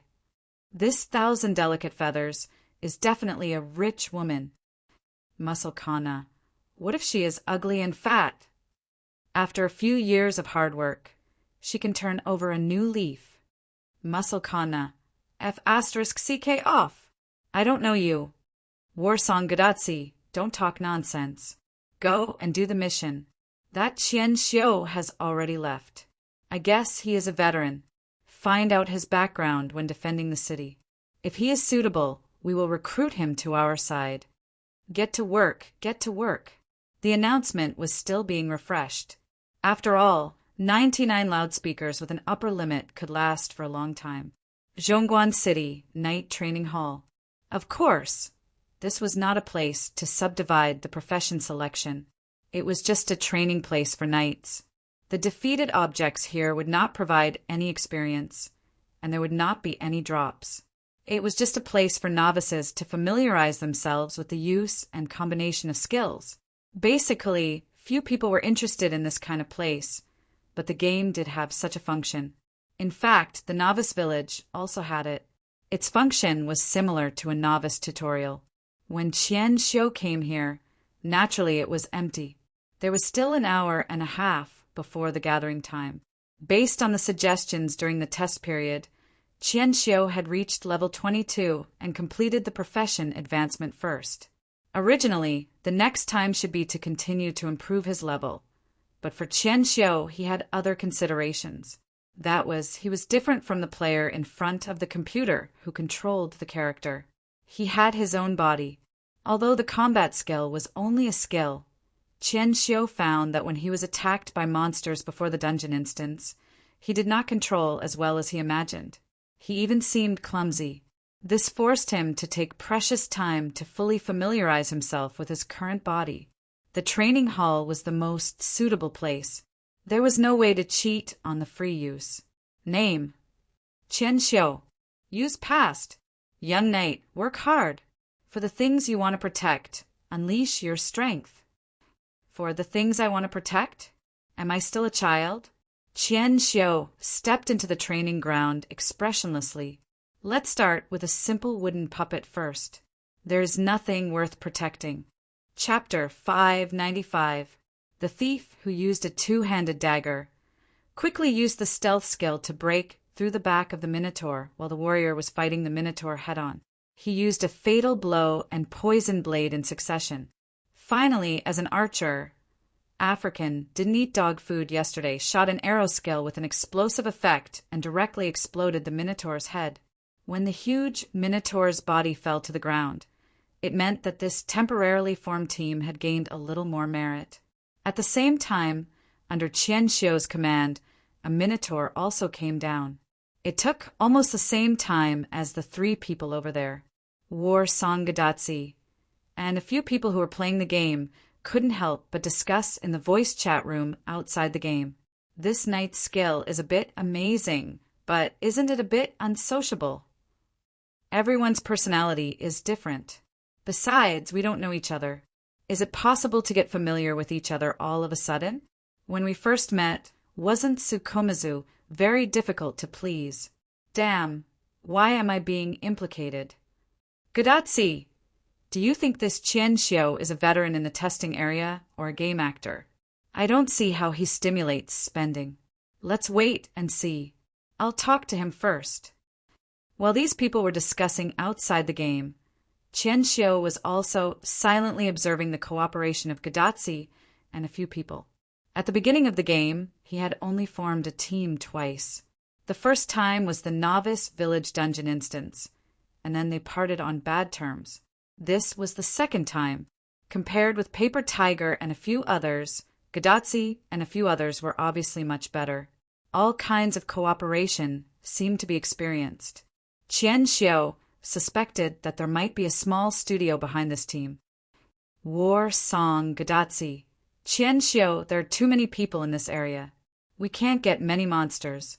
Our team is now ranked in the 200s. What do you think? Qian Xiu said directly, kill high-level monsters and break through these beginner groups on the front line. Go around the woods over there. There should be more high-level monsters on the other side of the canyon. War Song Gadatsi said, are you sure? There is a tribute weakening in the woods. The strength of forest attribute monsters will increase. It is not easy to get there and it will take time. Qian Xiu, high risk, high return. If you can keep up, I know how to get there. This guy was indeed one of the testers. Battle Song Gadatsi immediately agreed. All right, let's go. Name: Chun Lakun. In the public ward of the hospital, the doctor looked at the landlord of the rented apartment. He looked at a test report and said calmly, Mr. Chin, are you sure you have nothing to do with this patient? The landlord hurriedly said, he's just my tenant. What relationship do we have? Doctor, when will this guy wake up? The doctor frowned and said, his consciousness is very weak. He doesn't even have any reaction. But other than that, his body is still normal. Although he is a little malnourished, it's not to the point of fainting. The landlord actually didn't understand. He just wanted to know the answer. Then, when will she wake up? The doctor said helplessly, to be honest, I don't know either. He might be in a coma forever. There were many cases of people suddenly falling into a coma and never waking up. This is something that even medical science cannot explain for the time being. The landlord quickly said, Doctor, let me say this first. If he lies here all the time, I have no obligation to take care of him. I have already spent a lot of money to send him here and do this and that test. The doctor had to say, then, Mr. Chin, I suggest you inform this patient's relatives to take over as soon as possible. Where can I find it? The landlord couldn't help but feel embarrassed at this time. This guy originally found a house online. He rarely goes out. I haven't seen any of his friends come here. I only know his name, but there is a copy of his ID card. Well, I'll look for it. With that said, the landlord also had a face full of bad luck. He cursed. Young people nowadays play games until they are unconscious. Is it worth it? I really don't understand. But the doctor would not pay attention to the landlord's muttering. There were more things waiting for him to do in the hospital.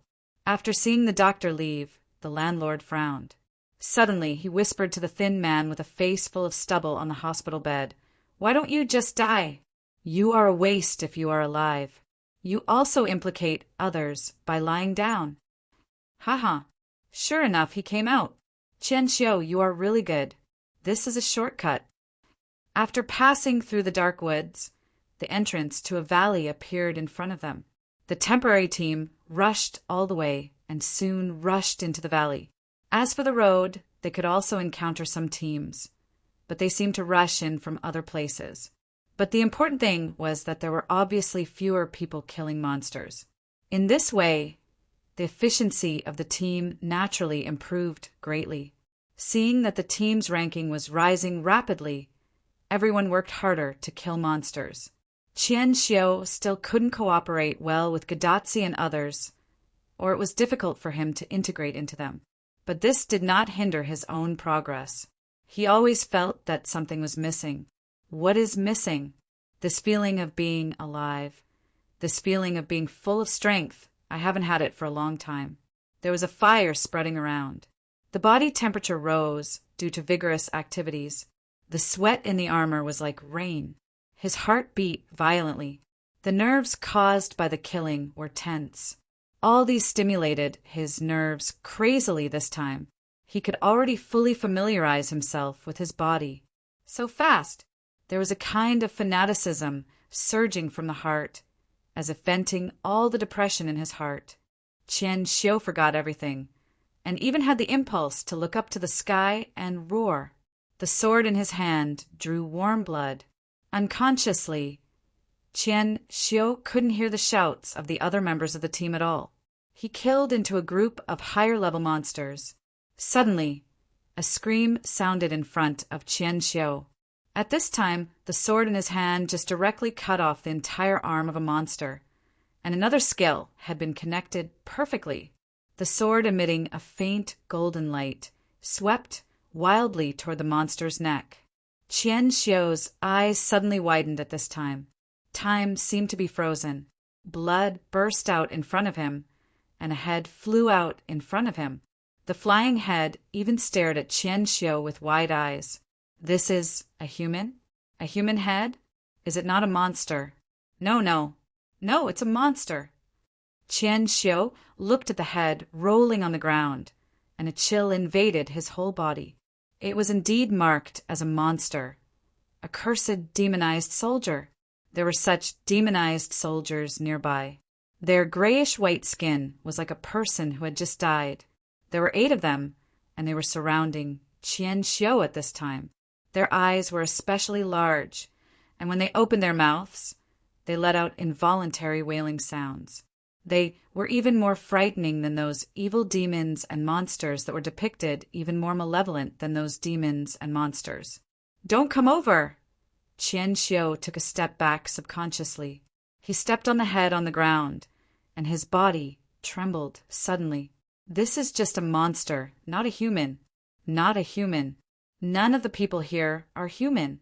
Qian Xiu clenched the sword in his hand hard, only to find that his palm had begun to tremble violently. Move! Move! His legs seemed to have lost their strength again. Qian Xiu couldn't even move his feet. Chapter 596. What are you doing? Only a roaring voice could be heard.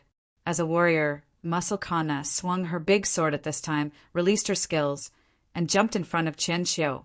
But what was faster than Muscle Kana was the spellcasting attack from Green, Sukumazu. The other 3 people in the team also rushed in and instantly scattered 8 demonized soldiers. Qian Xiu looked at the heads rolling on the ground one by one. His body was getting cold, and he was roaring in his heart. He suddenly realized that for them, the ones in front of them were just 3D game monsters, not the living ones he saw. He took a deep breath, once again clenched the sword in his hand, and forced himself to attack a magic warrior. For him, being in this world, it was rare to encounter more similar situations, and even PK between players later. Even if the PK only killed the characters in the game because of the game, it was obviously a living person in front of him. If he couldn't cross this hurdle, How could he continue his career as a knight in the future? How could he become a citizen of Zhongguan City in a mediocre manner? In the end, the knight's sword cut off the head of the last demonized warrior in one swift motion. This wave of attacks was over. Qian Xiu felt his slightly trembling palm, and his mood was a little complicated. Entering the game time was not as good as he imagined. War Song Gadatsi, phew, that was close. Qian Xiu, what happened to you just now? Qian Xiu, the network is delayed. Green Sukumizu, like I said, you are motionless. You must be disconnected. Qian Xiu hesitated for a moment and said subconsciously, just now, thank you. Africans did not eat dog food yesterday. We are in the same team, so there is no need. Besides, if you die, it will be more troublesome to come back again, and it will be a waste of time. Green Sukumizu, don't waste time. The ranking has been surpassed. With our current progress, try to see if we can rush into the top 20 team ranking. At this time, a white light flew across the sky. At the same time, a huge evil monster in the sky fell directly to the ground. Everyone raised their heads to look, only to see that it was a pure white unicorn flying in the air. On the unicorn, a female archer could be vaguely seen. Green Sukumizu, F*CK. It was her. 1,000 delicate feathers. The forums exploded with comments about how she got the SSR tier flying unicorn. He didn't expect it to be true. This lunatic, how much did he spend? Other than the turrets on the city walls, there are actually players who can take down flying monsters. I feel like she's looking for something. Is she hovering above? Qian Xiu silently looked at the valiant female archer on the white unicorn. He suddenly lowered his head and said, let's continue to farm monsters. Don't waste time. That's true. Well, Qian Xiu, I'm using taunt to pull monsters. Can you help me? This way, the Deadpool water can use its profound to attack. That way the efficiency will be higher, Muscle Kana suddenly said. All right. Qian Xiu nodded. The female archer riding the unicorn seemed to gain nothing, and soon floated away again. After adjusting his mood, Qian Xiu slowed down his pace for some unknown reason. Finally, he was barely able to cooperate with the other 5 people in the team. The ranking of this team was also steadily improving. Time passed little by little until the end of this attack and defense battle. Next, it was a triumphant return to receive the reward. This time, the team's ranking was not bad. After a final push, they successfully stabilized the 17th place in the regional overall ranking. Although it was not comparable to the first tier of the top 10, it was a considerable gain for Qian Xiu, who had no way to spend money at all. In addition, his personal ranking was 37th. This was also a satisfactory result for him, who did not strengthen his equipment before the beginning. He squeezed out from the NPCs who received the reward. There were too many people who came to receive the reward. War Song Gadatsi sent you a friend request. T's **** quickly sent you. Qian Xiu was taken aback. He received 5 friend requests at once. He glanced at these people silently and clicked accept one by one. I don't know how long the avatars of these 5 people will last in my list. Probably it wouldn't take too long. Green Sukumizu, I'm exhausted, but the harvest is okay. Gadatsi, can we celebrate a little? Have a drink or 2. War Song Gadatsi, okay, we really should celebrate. Haha. Qian Xiu, remember to shout for any good missions in the future. The communication in the game had always been very simple and direct. Qian Xiu just simply said okay. He silently watched the characters of War Song Gadatsi turn into a white light and disappear in front of him. Their so-called celebration was probably in the outside world. Qian Xiu silently looked at the emptiness in front of him and subconsciously glanced around. There seemed to be a lot of people who logged in and left directly. Some characters stood motionless in place, probably hanging here. The original lively award reception area suddenly became deserted. Qian Xiao looked up at the sky of Zhongguan City. The setting sun of the city after the battle was like blood. The damaged city walls were slowly recovering. Everything was visible to the naked eye, magical and magnificent, but he had an illusion that the sky here seemed to be dim and the streets were dim. Here, it seemed to be no different from his simple rental house. Qian Xiao also felt hungry at the same time, and it was the kind of discomfort that turned his intestines. He looked at the setting sun in the distance and muttered to himself, "When was the last time I went out for a meal?" In the spacious bedroom, the woman who gradually wore a large coat to cover her body sighed slightly at this time. She glanced at the clock next to the table, then stood up and turned off the screen on the computer, ignoring a bunch of flashing friend request prompts on the game interface on the screen. The long sweater only covered the short part of the woman's thighs. She was used to not being too restrained in the room. She slightly opened the curtain of the floor-to-ceiling glass window, and a touch of orange light shot into the room. The reflection on the glass was a young and beautiful appearance. The ringtone of the cell phone suddenly sounded. The woman frowned, glanced at the name on the contact list, and finally chose to answer. It was a low male voice. "Xiao Rou, I won't come back for dinner tonight." The woman named Xiao Rou said unhappily, "Are you going to that woman's house again?" "Don't worry about my business. Just stay at home." Xiao Rou sneered. "House? What house? I don't see you in the morning, and I don't see you at night. Tell me, what house?" "I may not come back tonight. That's it. I have an appointment with someone for dinner. I'm in a hurry." The man quickly hung up the phone. Xiao Rou threw the cell phone out forcefully and smashed it in front of the glass mirror on the dressing table. While smashing the glass, her appearance also became fragmented in the mirror. Chapter 597. Yu Yi, get me a glass of water. I'm thirsty. Yes, Sir Taiyinzi. Bah, what the hell is this? It tastes so bad. Open my 1993 bottle of Mao Tai. Yes, Sir Taiyinzi. Well, this is not bad. Massage my shoulders. I'm exhausted from tinkering with God King these 2 days. Yes, Sir Taiyinzi. Are you dissatisfied? Master said that he wanted you to help this old Taoist. I'm now the overall person in charge of this plan. If you don't do a good job, be careful, I'll report to Master. He'll say you're incompetent. Ah, Sir Taiyinzi, please don't. You will massage your shoulders right now.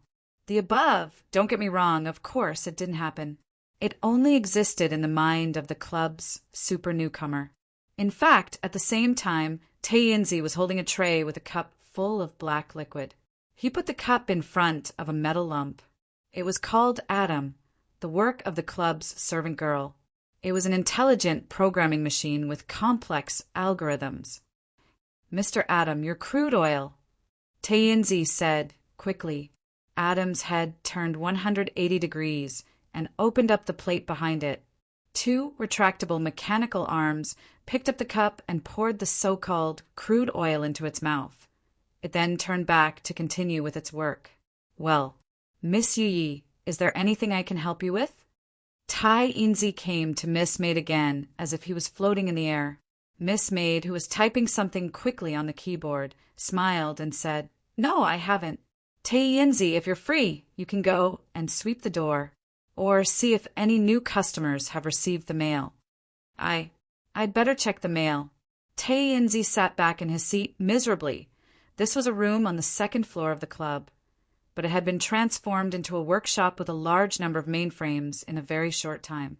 Just like a social animal who had just stepped into the society and had the lowest position in the enterprise, Taiyinzi, who was an employee, had his own place to work, a 60-centimeter long computer desk in the corner of the room. Glancing at Yu Yi, whose fingers were flying, Taiyinzi held his chin and stared at the motionless screen. Then he took out a water sprayer from the drawer and sprayed a cactus on the 2nd floor of the computer desk and yawned. "Where's the promised promotion and salary increase? How's your work?" At this time, Boss Luo opened the door and came in. Miss Maid had stood up directly. She was so fast that Tainzi, who was only half standing up, was shocked. "Master, look," Yu Yi said softly. Luocio came to Yu Ye's side and pulled her to sit down. Yu Yi said at this time, "The server of Jade Fantasy has been transformed to 80%. After I added a new algorithm, the guests can have a better texture inside." "Texture?" Luocio nodded. "Auditory, visual, and so on? I'm not very good at this." Miss Servant Maid nodded and said, "Well, it's the feeling of implanting human facial features. After all, there's no such algorithm in the game. In addition, the intelligence of the NPCs in the game is enhanced, making them look more like a real entity." Boss Luo thought for a while and said, "Won't the game company discover this?"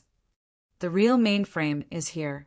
After all, if the performance of the mainframe of the game company is considered, I'm afraid it will directly crash." Yu Yi said softly, "As long as it's coated with a layer of false data, the game company's own detection won't discover it. Everything will be as usual. Their original server is just a transit station, a springboard, so it has no impact on the game company." The boss smiled and said, "Well, if it's a problem that can't be solved technically, just tell me. There are always ways to solve it outside of technology." Yu Yi shook her head and said, "As long as it's within Yu Ye's ability, how can I let my master suffer? This is the greatest denial of my ability." "Too serious." Luocio smiled. "Then you do your work. I'll go inside and play for a while.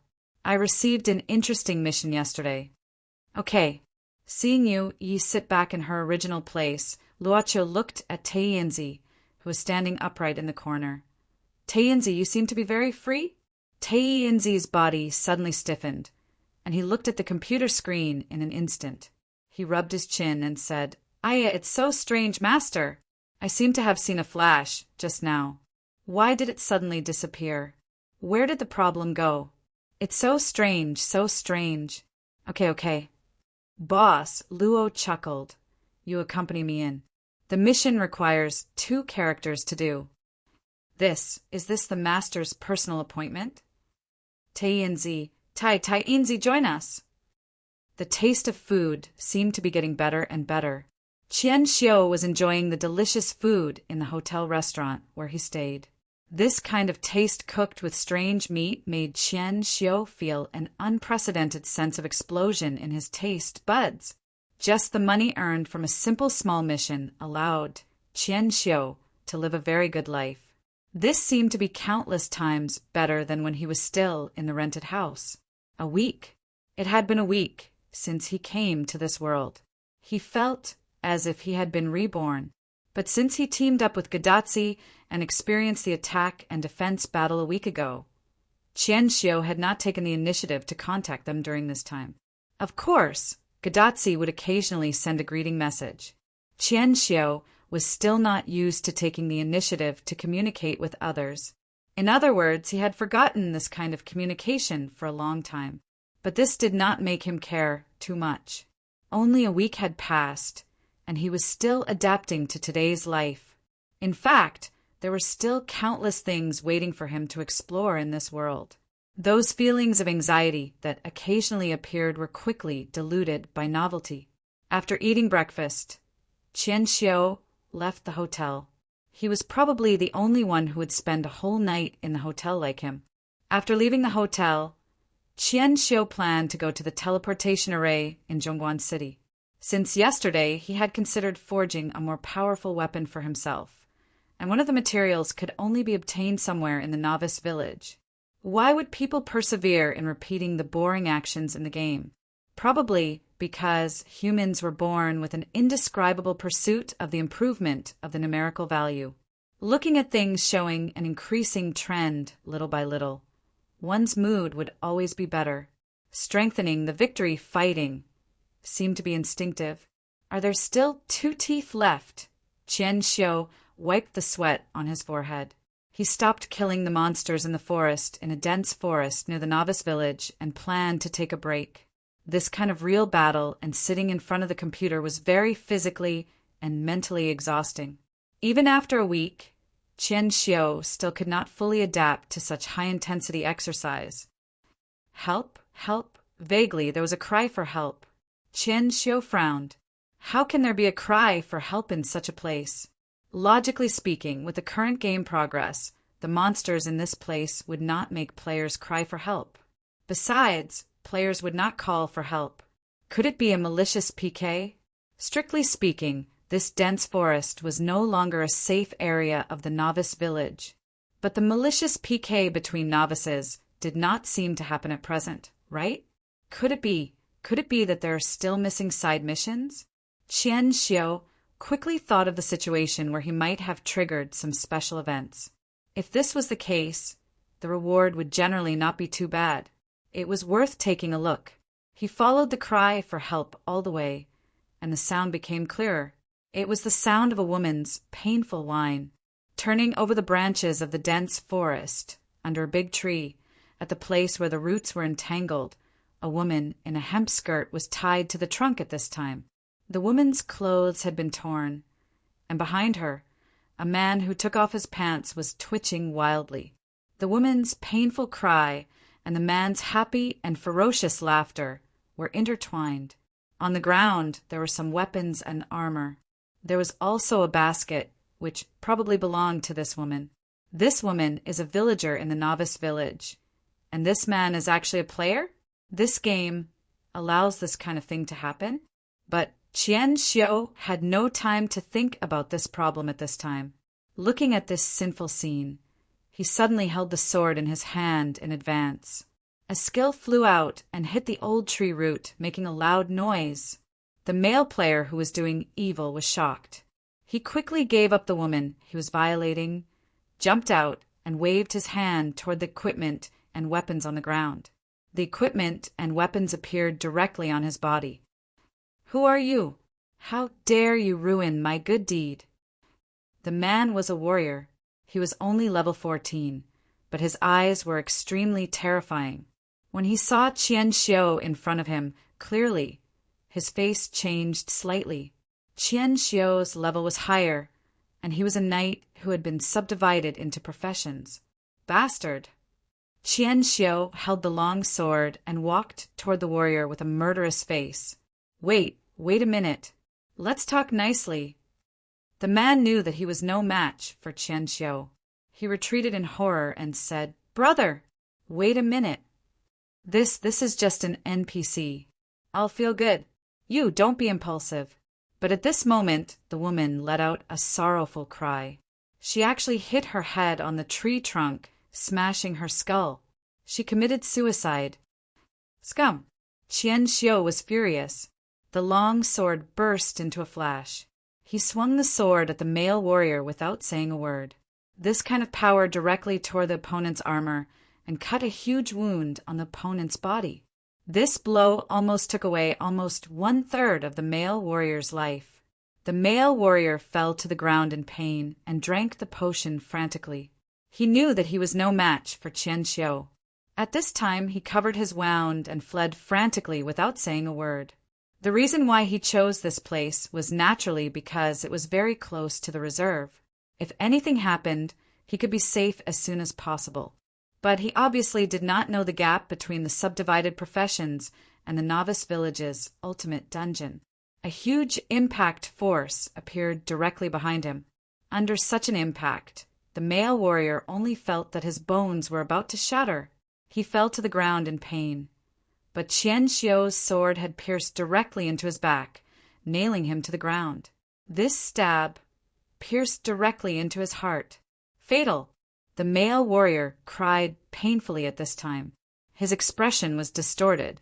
He grabbed the soil on the ground and wailed, "I don't want to die. I don't want to die. I have died once. I don't want to die yet." In the end, he did not make a sound. His eyes widened, and he finally remained motionless. "I don't want to die. I don't want to die. I have died once. I don't want to die yet." Qian Xiu pulled out his sword in horror. The last words of the male warrior kept echoing in his mind. The male warrior did not disappear and return to the spawn point after death like the player character. Instead, his body gradually began to melt. Eventually, it turned into a gray and dim ball of light, and finally disappeared in front of Qian Xiu. Suddenly, an unprecedented fear caused his body to subconsciously turn cold. This guy, is he also? The sword in Qian Xiu's hand was unstable and fell directly to the ground. He even subconsciously took 2 steps back and trembled. He is dead, soul, that is to say, I really killed. He collapsed to the ground all of a sudden. He really killed a person. In a certain city, in a certain hospital. Chapter 598. Boss Luo was holding a golden fishing rod in both hands.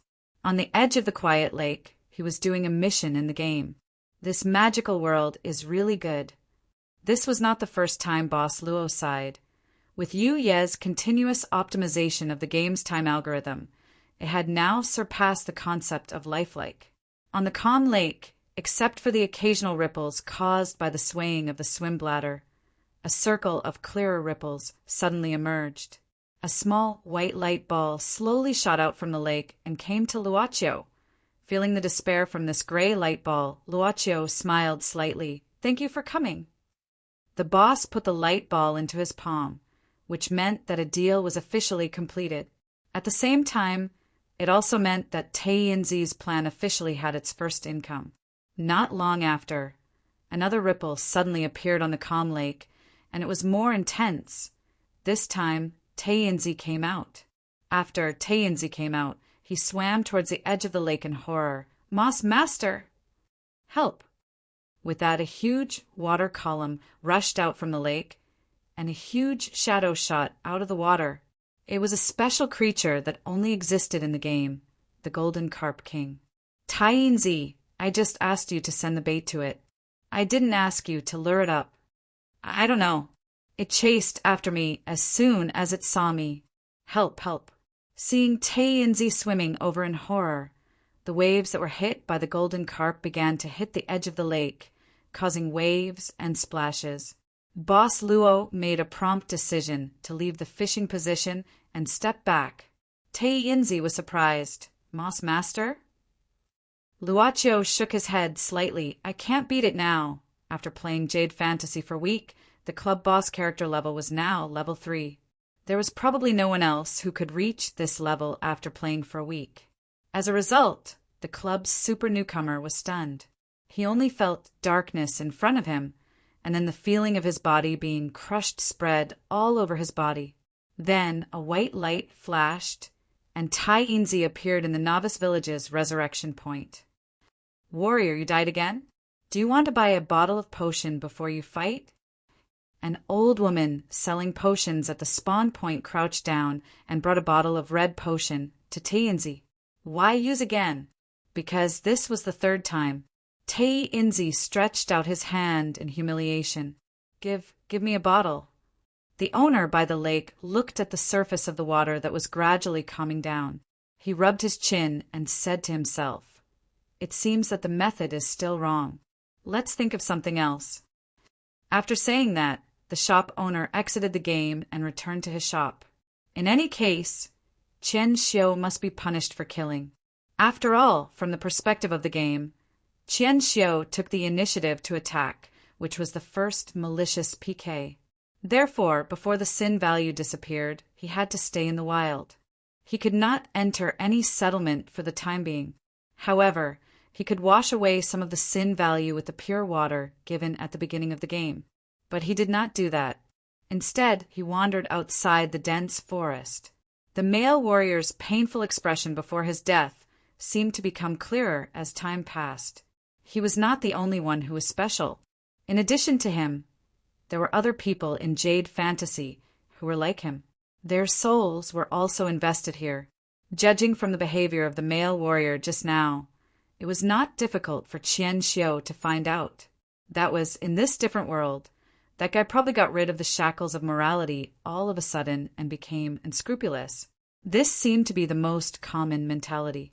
As someone who made a living as a gamer, it was normal for them to meet people who were oppressed by society and were venting their anger in the game. Perhaps the hidden evil essence of this male warrior could also attract the guy called God Lord Qian Xiu assumed that only people with strong desires could meet the God Lord. Then, what kind of starting point did he make to enter this world in the beginning?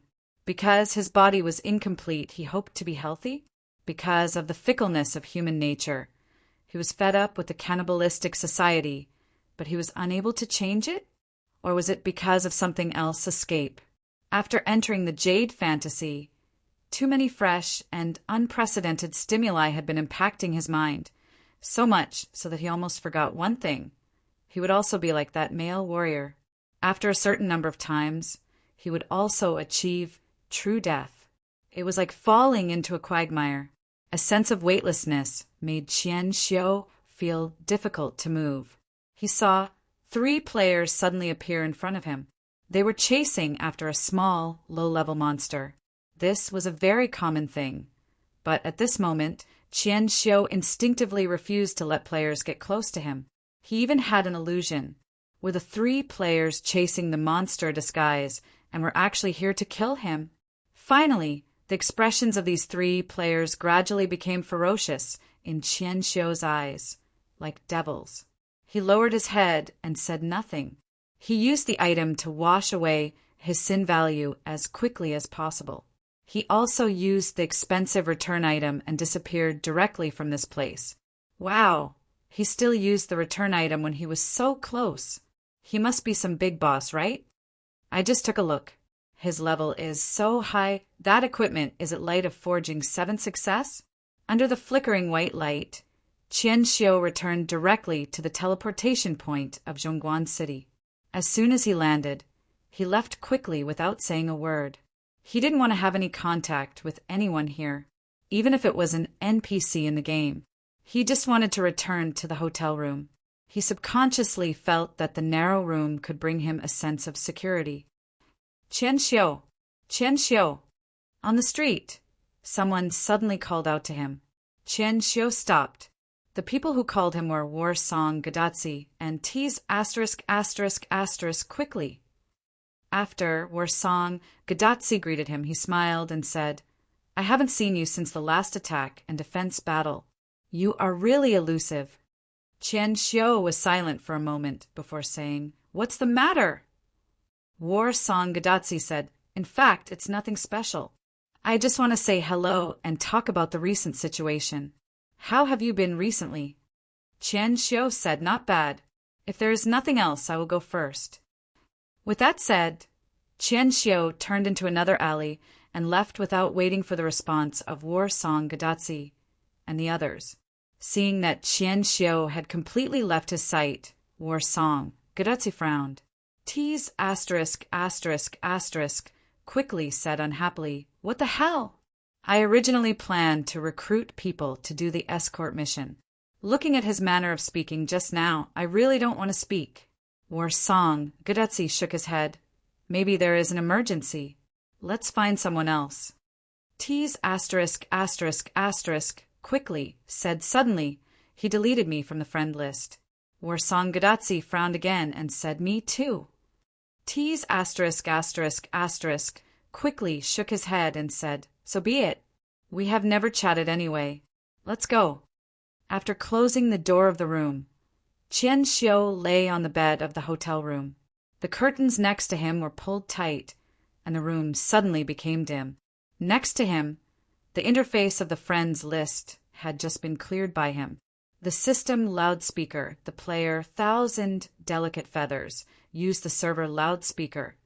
Qian Xiu suddenly turned off all the body prompts and then covered his eyes with his arm. He could not see or hear anything. President Lan, there is a person surnamed Qin outside looking for you. In the large office, the man with an extraordinary temperament raised his head and frowned. Surnamed Qin? Does he have an appointment? The secretary said, No, but he said that he has been looking for you for a long time. He said that it is about Lan Xiu. He must see you. Lan Xiu? Chapter 599. In the hospital, at one of the beds in the public ward, the secretary pulled up the curtains around the bed, forming a narrow and enclosed space. Here, in addition to the secretary and the man named President Lan, There was also a middle-aged uncle surnamed Chin, the landlord. There was also a doctor who was called. The doctor said respectfully, "I'm sorry, Mr. Lon Kai. I didn't know that this patient turned out to be your brother. I'll arrange the best ward immediately." President Lon Kai just waved his hand, and the secretary next to him opened the curtain and made an inviting gesture to the doctor. The doctor did not say anything and hurriedly left to make arrangements. Lon Kai was a quite famous entrepreneur. After the previous generation of the Lon Group passed away a few years ago, it was handed over to Lon Kai to inherit. Now the business had grown again. In addition, Lon Kai was also a famous philanthropist. He had donated a lot of equipment to this hospital. Even a sanatorium in the hospital was developed in cooperation with him. If it was not handled well, the doctor's career would probably come to an end. How could he not be careful? Not to mention the doctor's attitude. The landlord's attitude was naturally more restrained. He searched all the way according to the address on Lon Xiu's ID card, but found that the house had long been abandoned. After asking, it was said that it was sold. He asked the neighbors nearby, but they were not very clear about Lon Xiu's family. They only heard that Lon Xiu grew up with his mother, but no one had seen what his father looked like. In desperation, the landlord could only go to the police for help. At first, he did not believe it, but he still had the mentality of giving it a try. He did not expect that this disabled and unable to take care of himself was actually the younger brother of Lon Kai, the current head of the Lon Group. One was a socialite of noble birth, and the other was almost at the bottom of society. The landlord could not help but think of many melodramatic TV drama plots. This Lon Xiu was probably the son of the previous generation of the Lon family, right? At this time, the secretary brought a stool and let Lon Kai sit down. The head of the company was about 30 years old. At this time, he was indifferently looking at Lon Xiu on the hospital bed. Although the thin face looked very dry, it could be seen that there was some similarity between Lon Xiu and Lon Kai's eyebrows. "Tell me about him." Lon Kai suddenly spoke at this time. The landlord was taken aback and quickly said, "Mr. Lon, actually, I'm not too sure. He moved in with me a year ago. As for me, our relationship is just that of a landlord and a tenant. We only see each other when we pay the rent. I really don't know much about him, not to mention how he ended up like this. Mr. Lon, it really has nothing to do with me." Lon Kai suddenly asked, "No one came to look for him?" The landlord thought for a while and said, "I don't think so. I don't know, but at least I haven't met one." Lon Kai nodded and suddenly glanced at the secretary. The secretary understood and took out a bulging yellow bag from her briefcase. "This is from President Lon. After deducting the medical expenses, you can take the rest." This large sack contained at least a few 100,000. No, this weight was probably at least 200,000. The landlord immediately smiled and reached out to take it. "Thank you, Mr. Lon. Thank you, President Lon. Then, if there's nothing else, I'll take my leave first." This guy had already found such a rich brother, so why would he still need a landlord who did not have much dry cleaning? I didn't expect to make a fortune. The landlord, who was both happy and didn't want to continue to be involved in other people's family affairs, naturally planned to leave as soon as possible. "Wait a minute." Lon Kai suddenly shouted at this time. President Lon, is there anything else?" The landlord subconsciously held the banknotes tightly. "I'm going to see where he lives." As soon as the door was opened, a pungent stench immediately rushed out. Lon Kai took out a handkerchief and covered his nose. He frowned and walked into this simple single rental room. "President Lon, be careful." The landlord quickly shouted at this time, "There is garbage here. Be careful. Don't get it dirty." As the landlord said, he quickly pinched his nose and picked up the garbage here and threw it aside. Lon Kai asked the secretary to wait outside the door, and then he really walked into this small bedroom. "President Lon, after the accident here, I haven't touched anything." "I haven't touched anything," the landlord said quickly. "You go out too." Lon Kai waved his hand. The landlord nodded. To be honest, he didn't have any reason to stay here. It was mainly because of bad luck. Lon Kai took a look at the room.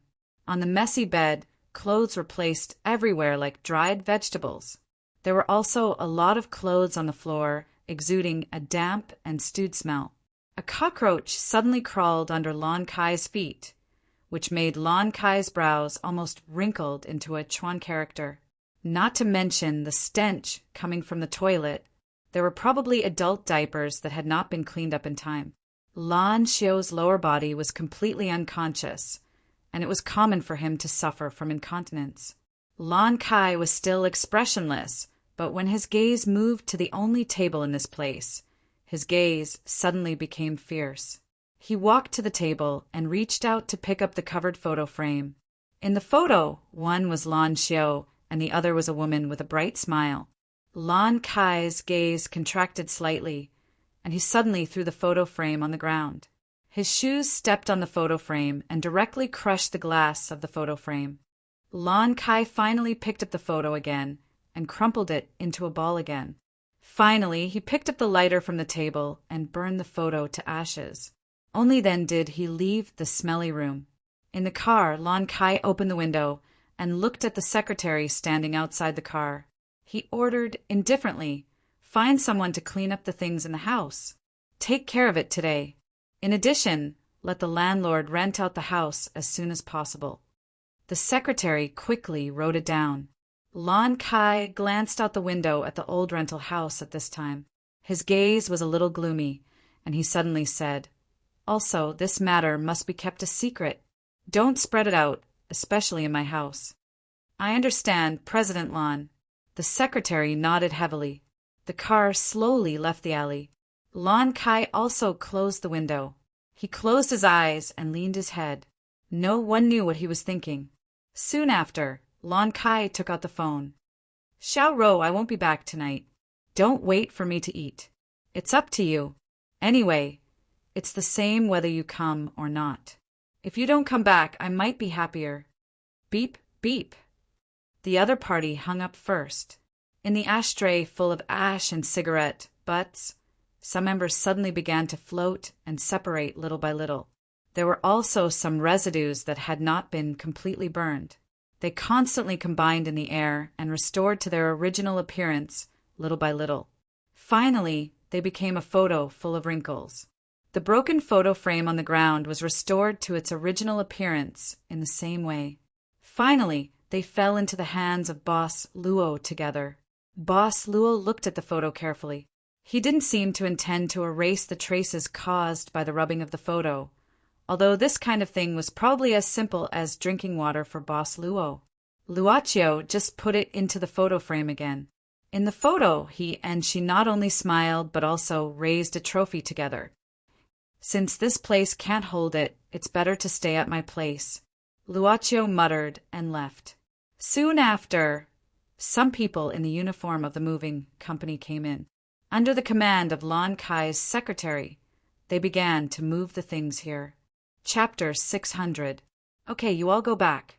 Leave this to me." Xiao Bao finally packed up the tools in the inspection room, turned off the lights, and left the workplace. He returned to his office with fatigue. When he looked at the time, it was already past 1 o'clock in the morning. Looking at the office that could not be described as dirty and messy, Xiao Bao sighed and looked at his section chief seat again. He had a strong hunch that if the section chief did not come back, would he become another old Qin? Of course, it was not a position, but like him, it could almost be described as a permanent office. It was so late, so Xiao Bao simply did not go home. Besides, it was a waste of time to go back and forth. Xiao Bao yawned, made instant noodles, sat in his seat, and turned on the display screen.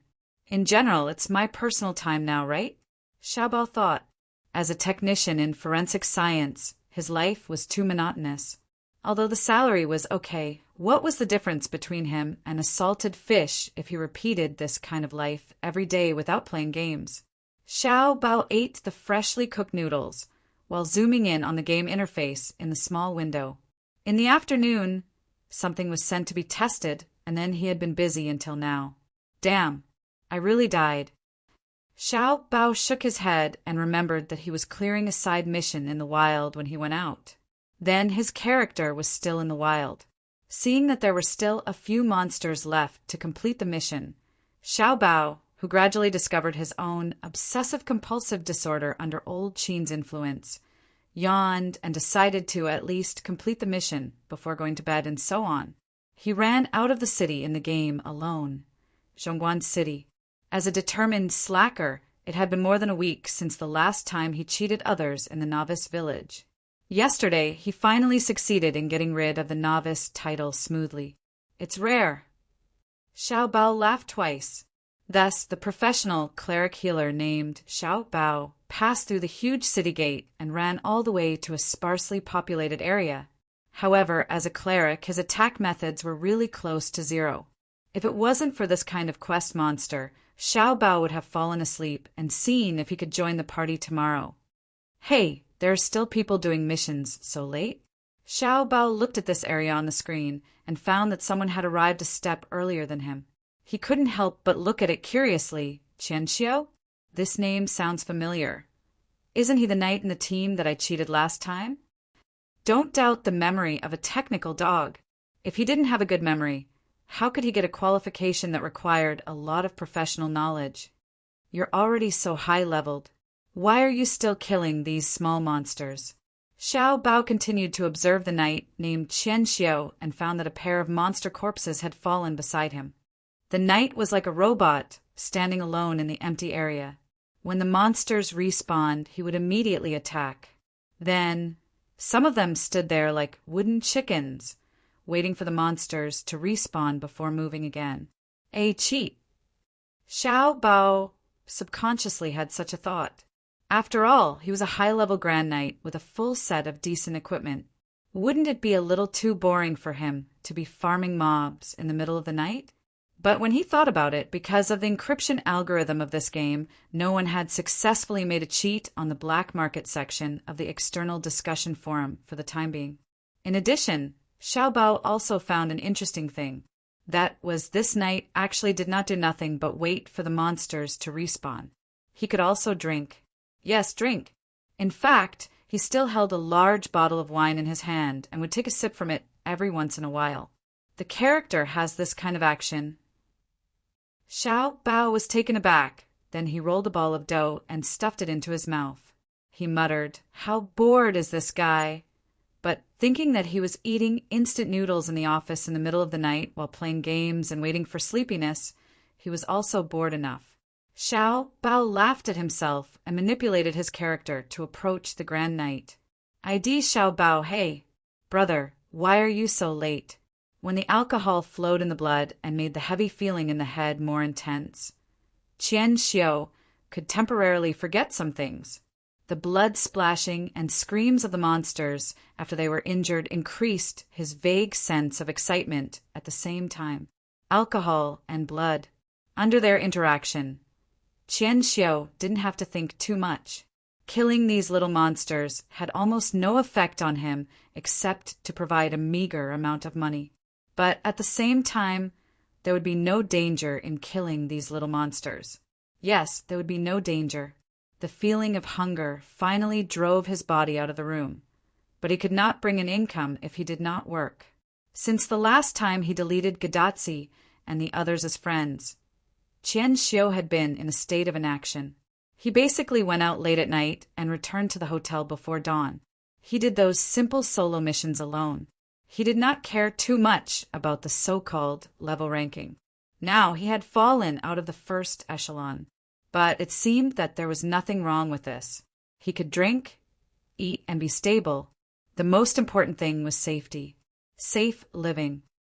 "Hey, brother, why are you so late?" When the voice came, Qianxiu instinctively waved his sword toward the source of the voice. It was so late. The guards of Zhongguan City would not go out, let alone civilians. Then there was only one possibility. It was a player. An almost morbid sense of tension made his whole body tense. In fact, he had always been in a malicious PK mode, but he had never taken the initiative to attack anyone. "Priest? Xiao Bao!" Qian Xiu glanced at the information of the approaching character. It was indeed a player. I just don't know if he is also a player. Qian Xiu still did not let down his guard. Except for the NPCs in this game, Qian Xiu had always been on high alert against all players. Don't be nervous. I have no malice. Boss! The priest in front of him quickly waved his hands, looking like he wanted to clarify. Qian Xiu said calmly, then leave me. Don't come close to me. Xiao Bao was taken aback, then licked his face and said, Well, boss, you don't have to be so cold, right? I am known as the milk god Xiao Bao who will never cheat a priest. Are you farming monsters to collect materials? I will give you a buff to improve your efficiency. Then, I just need a few of these mission monsters.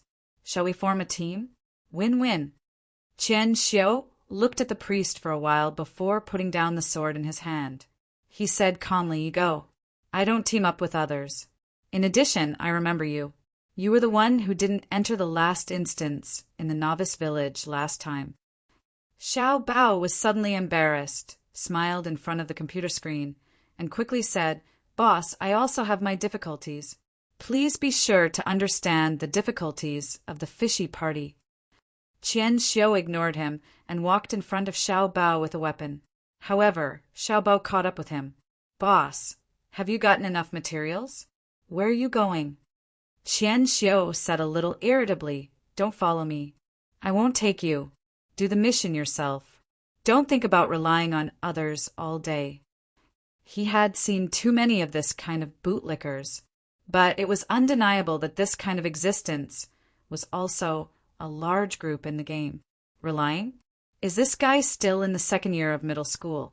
Xiao Bao was taken aback and shrugged. Boss, I'm just following the principle of cooperation. I don't rely on you, okay? Why should I work harder if I can save some effort? Everyone is so busy at work. Of course, we have to allocate time reasonably, okay?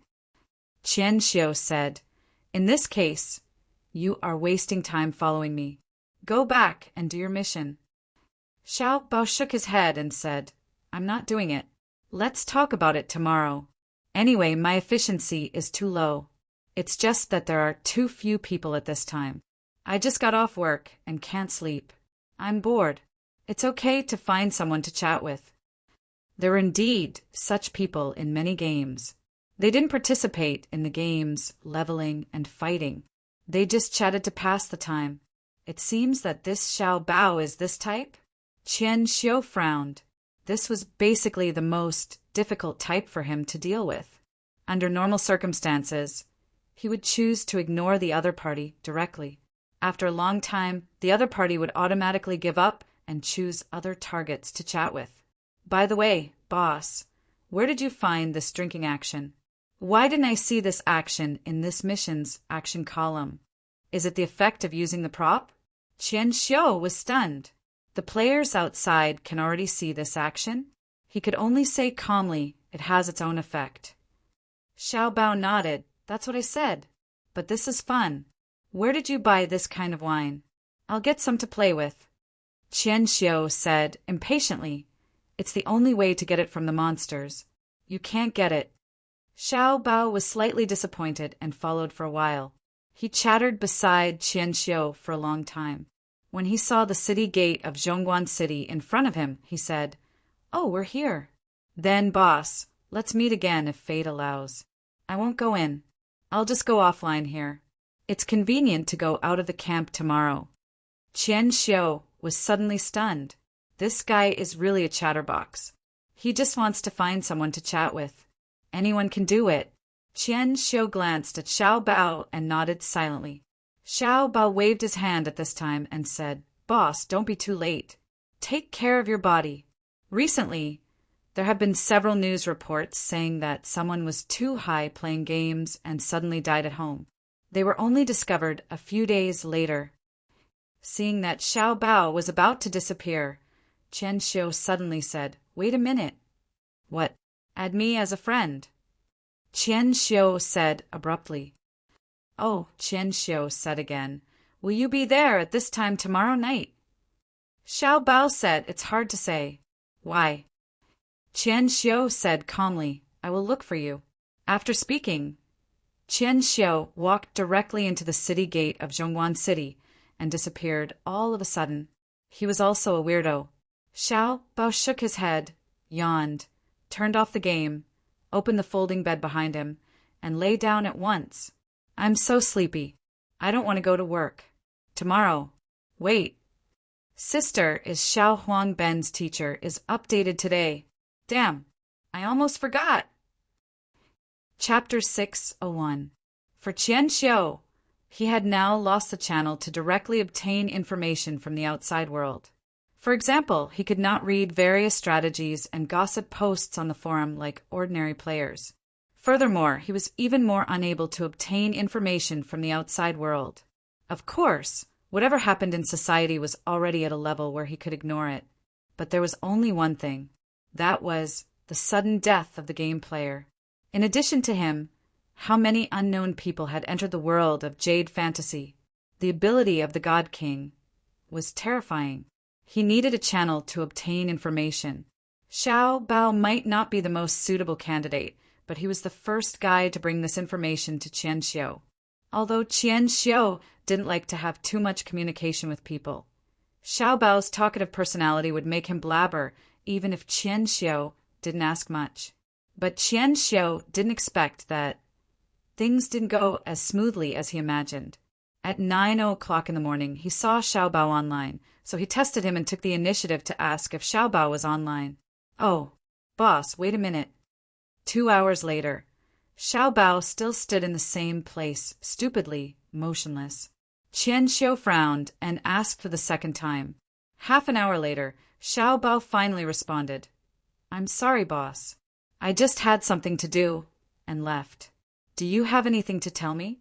Wait, I'm busy. 3 hours later, Xiao Bao finally responded, Boss, I'm back. What happened just now? You. When will you be free? It's hard to say. I have to be busy when there is a situation. The department is short of people recently. When you get off work, look for me. Qian Xiu finally had enough of this kind of waiting, so he replied. It was ridiculous to recruit him. It had always been others who were looking for him, and even humbled themselves to cooperate with him. He didn't expect that one day he would be waiting for a guy, and such a rookie. Until about 8:00 in the evening, Xiao Bao had a stable time to be online, he claimed. Is it enough? Qian Xiu stopped what he was doing and looked at the monster corpses all over the ground. He turned to look at Xiao Bao and asked, Enough. Amazing.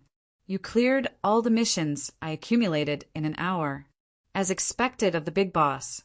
Xiao Bao said rather happily, But big boss, why did you bring me along? Qian Xiu looked up at the wine and said calmly, Just take it that I'm bored. Are you listening? Xiao Bao said, Haha, I'm sorry. I was watching some videos and got distracted. Sigh, big brother, do you want to use voice chat? How slow is your typing? I don't like to use voice. However, Xiao Bao said, Could it be a female boss in men's clothing? Hold your breasts up. Qian Xiu pretended not to hear it at this time, and suddenly said, Can you look the forum now? Ah, sure. What's wrong? Let me take a look at the Sleeping Tower strategy post. Xiao Bao was taken aback. Boss, can't you look at it yourself? I don't like to leave the game interface. Look, tell me. Qian Xiu looked at Xiao Bao and said, I won't clear the task for you for nothing. Just treat it as a reward. Xiao Bao thought for a while and said, Boss, at your level, you should be able to directly go through the Sleeping Tower, right? Why do you need a guide? Qian Xiu said, I haven't done the main storyline inside yet. I'm too lazy to do it. Now that there is something to do, just follow the guide and save time. Xiao Bao said again, Well, I didn't do it anyway. As I talk, let's go in and clear it. Otherwise, I'm not happy. I feel like I'm an underling. In terms of cooperation, it doesn't matter. You do the work, and I'll look at the guide. By the way, can't we use voice chat? No voice chat. I'm going to accept the task. I'll wait for you at Sleeping Tower. Qian Xiu said and left directly. Xiao Bao shook his head and muttered, Is this guy the kind of person who is used to being ordered around the second generation? But for Xiao Bao, no matter who the other party was, as long as both parties could get what they needed, he didn't mind.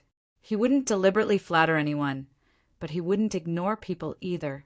Although the salary could support him to spend more than a small amount of money, he was not a money spammer. Therefore, this method of mutual assistance and mutual benefit was naturally the best choice. It was rare that he was a big brother, but his temperament was a bit cold. Compared to Section Chief Qin, it's actually far worse, Xiao Bao shook his head. In terms of coldness, he really hadn't found anyone in the entire bureau who could be compared to the awesome section chief who asked for leave and disappeared for so long without any news.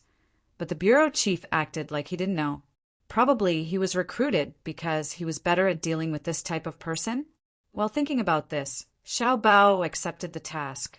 Soon after, on the first floor of Sleeping Tower, go this way. There is a level 21 elite in front of the door and 3 instance monsters. Pay attention to the poisonous scene. Qian Xiu nodded and asked Xiao Bao to wait outside the door. Soon after, he walked out directly and got the key to this room. Then he looked at Xiao Bao and said calmly, "What's next?" "And this way. It's faster to say this way." While speaking, Xiao Bao threw a status supplement to Qian Xiu. Qian Xiu suddenly said, "Yesterday you said that a few people died of exhaustion playing games. Wasn't it a rumor?" Xiao Bao said, "Big brother, where did you hear that this is a rumor? The news has reported it, okay?" Qian Xiu said, "Really?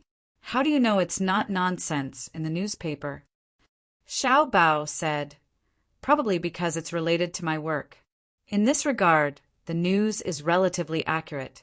But speaking of it, Jade Fantasy is so powerful that it can actually kill people." Qian Xiu was startled. Sure enough, it was not wrong to choose Xiao Bao. This guy really likes to talk. He unconsciously revealed some things that he wanted to know. "You're saying that the people who died were all playing this game?" It was also mentioned on the forum, but the post was quickly deleted. Xiao Bao said casually, "Anyway, there are people who die playing games every once in a while. Most of them are overly addicted and don't have a good rest. Otherwise, it's a heart attack. There's nothing strange about it. Besides, there are indeed many hardcore players in this game who will die of their liver.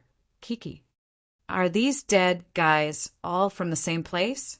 Aren't they? I remember that one seems to be from the north, and the other is from the southern special district, and then I forgot." Xiao Bao suddenly said, "Oh, we're here. Get the key inside, and you can go to the second floor." Qian Xiu didn't say anything and pushed the door directly in. But this time, Xiao Bao followed him in. Qian Xiu frowned and looked at him. "You just wait outside." Xiao Bao said, "It's so boring. I'm also playing games, okay? Things that you get without sewing won't last long. Besides, it always feels like you're playing like this, okay? I'll just play something else." With that said, Xiao Bao passed by Qian Xiu and threw a flash missile at a group of monsters rushing over in front. It was one of the limited 2 attack methods of a priest, and the attack power was abnormally low. Haha, Milk God Xiao Bao is also a skillful player. Xiao Bao's character was running around in the room, and he was very wretchedly kiting the monsters. Qian Xiu looked at this guy motionlessly. He always felt that he was very happy. "I say, boss, don't just stand there. I can't bear it. Help. Blue sky. Don't just stand there. Come and help me."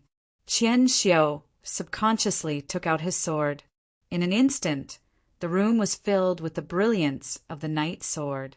When a gray ball of light slowly separated from the screen, made of white card, and then floated in front of Boss Luo, Tei Inzi on the side widened his eyes, because he didn't expect that, in just over a week, it was already the 7th soul. In other words, it was almost 1 soul a day, and it was improving. "Master, master." There's a response again. "Mail, mail."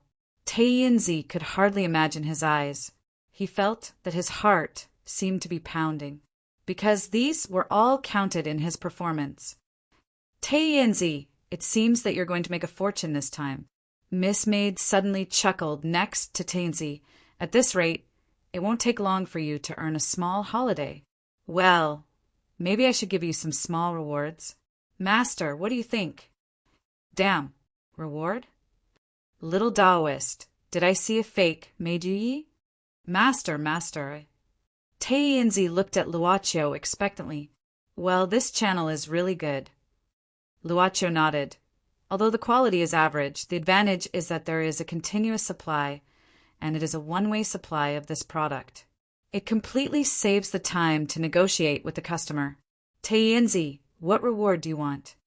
Damn, did I really make a comeback? Reward.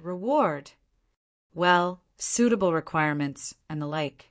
Luaccio nodded and smiled. Or as you said, you can also wait for a small holiday. Well, it can even offset the time of labor. Tainzi swallowed at this time, but he quickly forced himself to calm down. I can't be arrogant so quickly. I must be steady. Otherwise, it will be bad if I leave an arrogant impression on the master. Besides, he always felt that there might be a trap. I don't want any reward. Tainzi raised his head and said with a righteous face, as a messenger under the master, I just want to do my duty to find more sources of income for the master. If the master is good, we, the subordinates, will be better. What a high awareness, Tainzi. Miss Maid narrowed her eyes. In this case, Tainzi, why don't you be the processor of this host? No problem. Of course this is. Tainzi patted his chest subconsciously and then opened his mouth wide. What? Host processor? Yes, a simple black card can no longer support the current algorithm, and increasing the number will take up too much space. So a more advanced processor is naturally the best choice. Miss Maid smiled and said, You are the black soul messenger and the architect of this plan. You are the most suitable person to do it. Tainzi, are you unwilling? Chapter 602. Beep, beep, beep. The EEG machine made rhythmic noises, but compared to the rhythmic noises, the image it displayed was very scattered. The patient retained some instinctive nerve reflexes and the ability to metabolize matter and energy. His cognitive ability is completely zombie-like, and there is no active activity. The doctor looked at Lon Kai, who was silent in the room, and finally said helplessly, President Lon, your brother is now completely in a vegetative state. Lon Kai's gaze stopped on Lon Shio's face. Because of the change to a new VIP ward, the nurse had already cleaned up Lon Shio's body and his appearance very well. Now he looked a little drier. Can he wake up? To be honest, for this type of patient, I'm afraid the world's medical community can't give you a correct answer. The doctor looked at the young entrepreneur with some fear. He was not the doctor who took over Lon Shio at the beginning. Instead, after the hospital knew Lon Shio's identity, they specially assigned him. He could be considered the best specialist in this hospital. But President Lon, don't worry, we will do our best to take care of your brother. Got it. Lon Kai nodded, walked in front of Lon Shio and narrowed his eyes. After a while, he brushed Lon Shio's hair, leaned down, and said indifferently in his ear, Are you so unwilling to wake up? But this is also good. Perhaps this is better for you. In the end, Lon Kai looked at the doctor and said in a commanding tone, Remember, except for me, don't let anyone know that he is here. President Lon, why don't we send him to the newly built sanatorium? The doctor suggested at this time, The environment there is quieter and the air is better. Your brother will definitely be able to get the best care. Of course, it was the best. After all, the sanatorium was jointly developed by the hospital and Lon Kai. Then we'll do as you say. Lon Kai nodded. After taking one last look at Lon Shio, he turned around and left. Brother Bao, let's eat together. Where are we going? In the canteen of the police station, Xiao Bao was hurriedly running out with his lunch. A colleague saw him and hurriedly greeted him. Xiao Bao shook his head and smiled. Next time I'm busy. Sorry. It's okay. The colleagues in the next department just smiled. Everyone knew that Baby Chu had been quite miserable recently. It was said that he hadn't left for 4 or 5 days. However, was he really that busy? His colleague looked at Sir Ma, who was leisurely reading the newspaper in the canteen. Usually, Sir Ma's appearance meant that the world was peaceful recently. Of course, Xiao Bao was very busy, but he was not busy with work. As soon as he returned to his office, Xiao Bao closed the door and pulled up the curtains. He couldn't wait to open Jade Fantasy. How should I put this? Could it be that he had gotten to know a big boss recently? Those relatively difficult quests or daily dungeons could basically be won by lying down, which was the greatest joy for a person like him, who was a zero pay-to-win player. Xiao Bao said, "Boss, I'm sorry. There are many people in the cafeteria. It takes a long time to get food. Today we'll eat." "Qian Xiao, what you eat has nothing to do with me." "Xiao Bao, then I'll turn on the auto-follow mode and eat first." "Oh, Bahamut has been updated. I'll watch it first, Qian Xiao." But this feeling wasn't unpleasant. Qian Xiao didn't dislike Xiao Bao's behavior. Although Xiao Bao was a chatterbox, he was never late when he changed his status. It was as if he had grasped the time. He wouldn't point fingers or grovel. Although he called Qian Xiao Big Boss, it was more like he was teasing him. He even knew his own thoughts very well, like an omnipotent assistant. In reality, such a person actually exists. Qian Xiao silently slashed the monsters that appeared in front of him. As he killed, he could hear Xiao Bao's voice. "This is enough. Go to Bingha." He didn't even need to look at the progress of the quest. Really wasn't annoying. Player 1,000 Delicate Feathers used the server loudspeaker. Xiao Bao suddenly said, "This guy is here again?" I told her that this is not how to find people. Qian Xiao stopped and frowned. "Do you know this player?" Xiao Bao said, "Is she okay? Isn't she a celebrity? I was bored watching her using the loudspeaker a few days ago, so I chatted with her privately." "Qian Xiao, you succeeded?" Xiao Bao said, "It's not a success, right? She seems to respond to everyone who takes the initiative to chat with her privately. Think about it from another perspective. She wants to find this Lan Tian so much. She probably won't let go of anyone who will chat with her privately, right?" "Qian Xiao, really? What are you guys talking about?" Xiao Bao shrugged and said, "Just chatting. What else can we talk about? Big Boss, do you want to know her too? Just poke her directly. This guy is the type who will reply when poked." "Qian Xiao, where are we going next?" "Xiao Bao, let me see. Let's go." After that, Qian Xiao didn't speak again, but Xiao Bao didn't mind. This big boss did spend a lot of time not talking, probably because he was used to Section Chief Qin's silence. Xiao Bao unexpectedly adapted to such a situation. After making up for Qian Xiao's status, Xiao Bao yawned in front of the computer, probably because he started to feel sleepy after lunch. "This guy is still using the loudspeaker." Xiao Bao shook his head and clicked on a private chat. "ID Xiao Bao," I said, "you can't find people like this.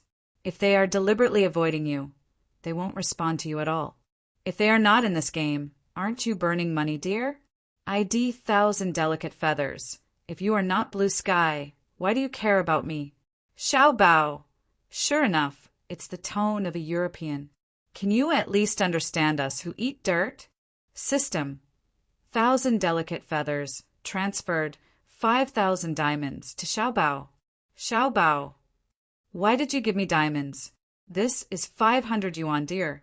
1,000 Delicate Feathers. Didn't you ask me to understand you? System. Xiao Bao rejected 1,000 Delicate Feathers transfer. The diamonds have been recovered. Xiao Bao. My lady, there is a limit to being willful. It's not easy to make money. It's just playing a game. Don't take it too seriously. Even if you don't feel heartache, I feel sad. 1,000 Delicate Feathers. It's not my money. I don't feel heartache at all. Take it or leave it. Xiao Bao. Why do I encounter weird guys recently? You and my family's big boss are simply two extremes. 1,000 Delicate Feathers. Big boss? Xiao Bao. Ah, Qian Xiao, a lonely night. Isn't he handsome? Haha. For a while, 1,000 Delicate Feathers did not reply. Just as Xiao Bao planned to hang up the game and take a nap, thousand delicate feathers reply suddenly flashed. Thousand delicate feathers, where are you? I'll come and find you. Xiao Bao, I'm going offline. I have to take a nap. Thousand delicate feathers, hi, hi. Or, I'll greet you through the loudspeaker every day. Xiao Bao moved his mouth and glanced at Qian Xiu, who was slashing monsters on the screen. He scratched his hair randomly and typed a few words on the chat window. Entrance of Ice Valley. Jade Fantasy. On a lonely snowy peak, an old man with a sage-like demeanor was looking into the distance. His eyes contained extremely complicated things. Behind the old man, a male archer wearing light leather armor and having the appearance of an elf was looking at the old man in surprise. You are the Lord God. The male elf archer swallowed his saliva at this time. I really came to the game? The old man slowly turned around at this time. He looked at the male player, stroked his long beard, and said calmly, My name is Tai Yin, the master of this world. Now, I will explain some of the rules of this world to you. The male elf archer quickly said, I know. I will disappear permanently when I die for the second time, right? This is clear when you buy it. The old man named Tai Yin still said indifferently, This world is full of crises. You may die at any time. If you don't want to live here without doing anything, then go and become stronger. This is a world where the strong preys on the weak. Only those with the spirit of adventure can become immortal legends. Then what should I do? The male elf frowned.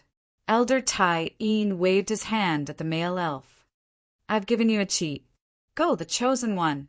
Watching the male elf disappear into the snowy peak with a fanatical face, the old man looked up at the sky and suddenly felt less sad. Damn, I'm the god of creation here. A white light was projected in front of the old man. A flustered female priest came out of the white light. My name is Tai Yin, the master of this place. Chapter 603. How long had she been looking for Lan Tian? Day and night seemed to make no difference to her. Trapped in this luxurious house, she was like a bird without wings. Without wings, the bird had no way to fly to Lan Tian. Her heart gradually began to beat faster. Looking at the rapidly moving scenery on the screen, she finally let her character land in a snowy area. The monsters wandering here wanted to rush up to her in an instant, but they couldn't resist the attack of the powerful bow in her hand and fell down one after another. Thousand delicate feathers walked toward the entrance of the valley. She had already seen 2 guys moving there. Lan Tian. When he heard such a voice, Qian Xiu's hand movements slowed down subconsciously, but only for a moment. He still attacked the monsters in front of him nimbly until he killed them completely. Xiao Bao said in surprise at this moment, Damn, you really came? Only then did Qian Xiu stop completely. He sat down for a while, took a deep breath, and turned around calmly. Such a small anomaly was completely invisible to others. In this regard, he had done several experiments on Xiao Bao. After all, he and the people outside were separated by a screen a latitude. Qian Xiu said calmly, Is she looking for you? Xiao Bao said, Sorry, probably or not. Xiao Bao said and walked toward thousand delicate feathers. Well, why are you looking for me? Just talk to me directly. You don't have to come all the way here, right? But Xiao Bao was soon surprised to find that thousand delicate feathers ignored him at all, but walked directly to Qian Xiu without saying a word. Qian Xiu looked at the woman and asked coldly, What do you want to do? Even if he knew that no matter what kind of tone he used, no matter how excited, uncomfortable, or angry he was, what appeared in front of the other party was just a few simple words. Thousand delicate feathers asked with uncertain words, Lan Tian. Qian Xiu said, Are you the lunatic who spammed the loudspeaker all day? Don't do that anymore. It's annoying to spam the screen all day. Thousand delicate feathers said, Why do you use the name Qian Xiu? Qian Xiu took a deep breath. Are you sick? What does it have to do with you what name I use? If you're sick, go to the hospital. Xiao Bao subconsciously frowned as he watched the two of them talking in the wild. This big shot's tone seemed a little strange. This was just Xiao Bao's feeling. After getting along with him for some time, he felt that this big boss didn't seem to be the kind of person who would take the initiative to approach strangers. After a moment of silence, 1,000 delicate feathers suddenly took off all of her equipment, leaving only a set of useless clothing. Then she walked into the midst of a monster. The monster didn't care about anything. At this time it attacked directly. Its sharp teeth bit 1,000 feathers, soft body. Fresh blood flowed out crazily, splashing a large amount of blood-red plum blossoms on the snowy ground. She just let this monster bite her body, without any intention of resisting. F***CK. Madam, what are you doing? Xiao Bao hurriedly asked. He was rather puzzled. Why was she harming herself like this? Of course, this was just self-mutilation in the game. Xiao Bao had no intention of taking action. He was no match for him. But in Qian Xiu's vision, this was an extremely cruel and painful scene, a real cruel and ruthless scene. She still used a character composition that could be recognized at a glance. That was how she appeared in front of him. The monster bit her shoulder. He could hear the sound of bones breaking. Qian Xiu forced himself to turn off all the sound effects, making the world dead silent. As soon as the monster looked up, the piece of meat stained with her bright red blood was chewing in its mouth. She was like a lifeless wax figure. There was no expression of pain on her face. She just looked at it like this. Qian Xiu frantically adjusted the brightness of the world, making everything dim and immersing everything in front of him in darkness. The monster attacked again. Its bloody mouth bit directly on her abdomen and lifted her up. He could still see her body bending in this huge mouth because of the broken back. Qian Xiu clenched his fists, and his eyes were bloodshot. You are not him, only that voice. Only her voice came. The voice that he was familiar with, the voice that stung him. It came like this. He promised me that he would never let me get hurt. He promised me. I'm sorry to disturb you. Finally, the monster completely bit her body. When half of the body fell on the snow, the body also turned into white light and disappeared. This lady, she won't do this every time she finds someone, right? Xiao Bao typed it this time. She is really infatuated. Fortunately, it's a game. If it were in the real world, would she stab herself with that knife? But a gorgeous brilliance passed by Xiao Bao's eyes at this moment. It directly hit the monster that had just eaten and hit it to the ground in an instant. Qian Xiu raised his sword, and a terrifying, colorful light burst out from his body. He directly rushed to the front of the fallen monster and hit it frantically. The combo number rose wildly in front of Xiao Bao's computer.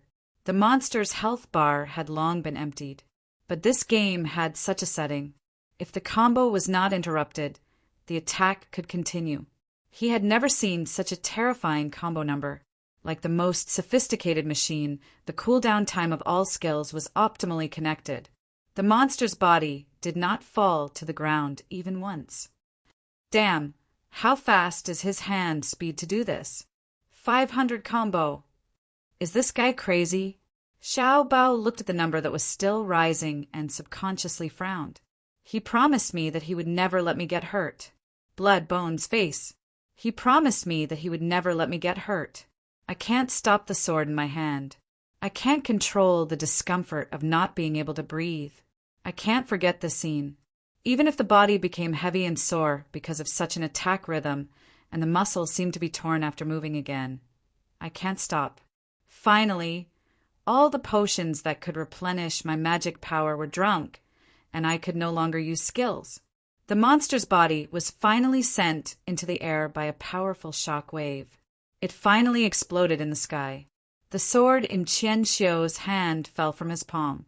He could no longer move his arms. His entire body was drenched in sweat. In the end, he looked at the flesh and blood that filled the sky and let out an extremely sorrowful roar. He fell onto the snowy ground and fainted. 3,793 combo. Damn, is this a human? However, Xiao Bao couldn't help but frown when he saw Qian Xiu's character stopped and stood motionless. At this moment, the monsters around him began to swarm over again. Boss? Boss? Are you there? Boss? Qian Xiu still stood motionless in the same place. He knew that one of the monsters clawed at him, but there was still no reaction. Disconnected? Or did you go away? Xiao Bao couldn't help but frown. Qian Xiu finally regained some consciousness. When he opened his eyes, he found that he was already in the resurrection point of Zhongguan City. Have I used up one death? Qian Xiu frowned subconsciously and found that Xiao Bao was also next to him at this moment. Qian Xiu, Xiao Bao? Are you there? Xiao Bao. Oh, boss, you are back? I was unconscious. Qian Xiu swallowed the words he wanted to say subconsciously. How long has it been? Ah, don't you know the time when you walk away? Xiao Bao asked curiously, but he still said directly. It's been more than 3 hours, right? Here, did I die and come back? Ah, both of you died and came back together. Xiao Bao said, you will lose experience if you die in the wild. I tried my best, but both of us died and came back together. Qian Xiu frowned and said, you don't have to care about me. There is no need to die with me once. Xiao Bao sent a haha emoji and said, I'm fine, but it's not easy for you to level up. You don't feel heartache if you lose experience, but I do. Besides, I always feel a little sorry for throwing you away. Qian Xiu was silent and looked at Xiao Bao silently. What kind of person would Xiao Bao be outside the screen? Chapter 604. She had forgotten how many times she had been disappointed. In her memory, she had a sudden impulse like this. Her heart had sped up several times, even though it was always the result of disappointment. After committing suicide, the character would automatically return to the resurrection point in the city. As for the loss caused by such a death, it was meaningless to her. She chose to log off. She stared blankly at the screen for a while, and then directly lay on the table for a while. She was still lying on the table, but she reached out and opened the drawer.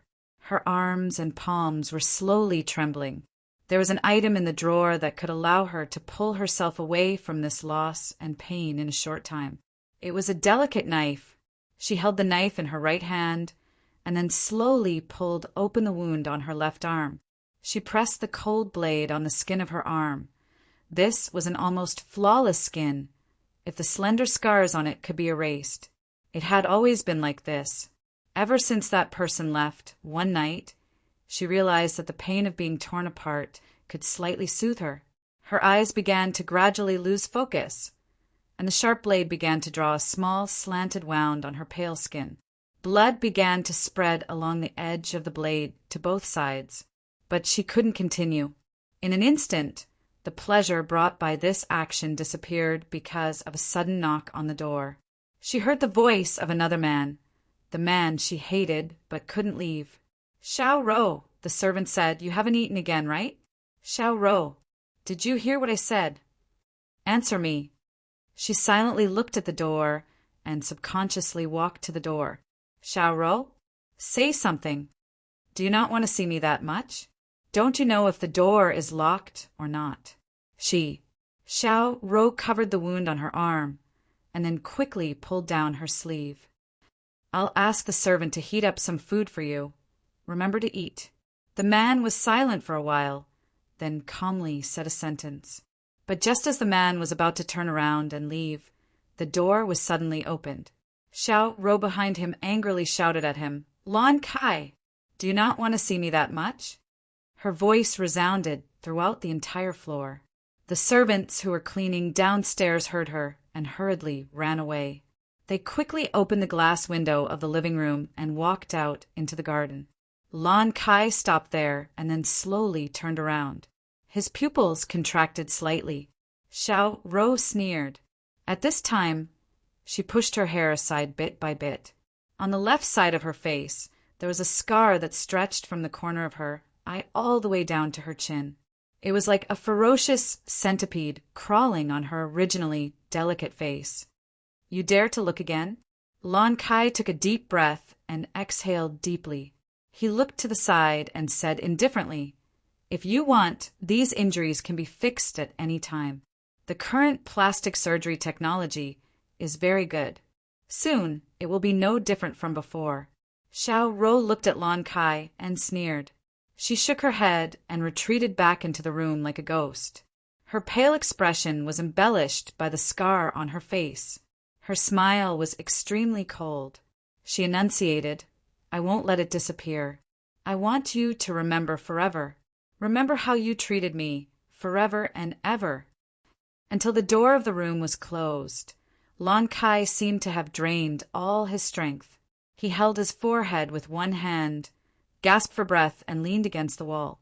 After a long time, Lon Kai seemed to have recovered some strength and slowly walked down the stairs. The servant outside the yard quietly peeked at this time, so he quickly opened the window and walked in. "Sir." The servant hesitated to speak. Lon Kai shook his head and waved his hand. "Get some food and send it up. It doesn't matter if I eat it or not." "I see." The servant sighed and silently took the food into the kitchen. Lon Kai took a bottle of red wine and went to the study room by himself. Sometimes he really didn't want to come back to this cold place. Qian Xiu looked at Xiao Bao silently for a while. The resurrection point flashed several times. Some people rushed to leave, and some went offline on the spot. Just as Qian Xiu was about to say something, Xiao Bao suddenly said, "Forget it. If you don't want to say it, then don't say it. Boss, do you still want to do the mission? If you don't, I will go offline. I haven't been home for a few days. I want to go back tonight." Qian Xiu nodded silently and then said softly, "Okay." Before going offline, Xiao Bao said again, "It's better not to meet. But what if you can't forget?" Qian Xiu was stunned. Xiao Bao had disappeared. He looked up at the sky that was more realistic than reality. The world under the setting sun was quiet orange red. He finally understood why he wanted to come here.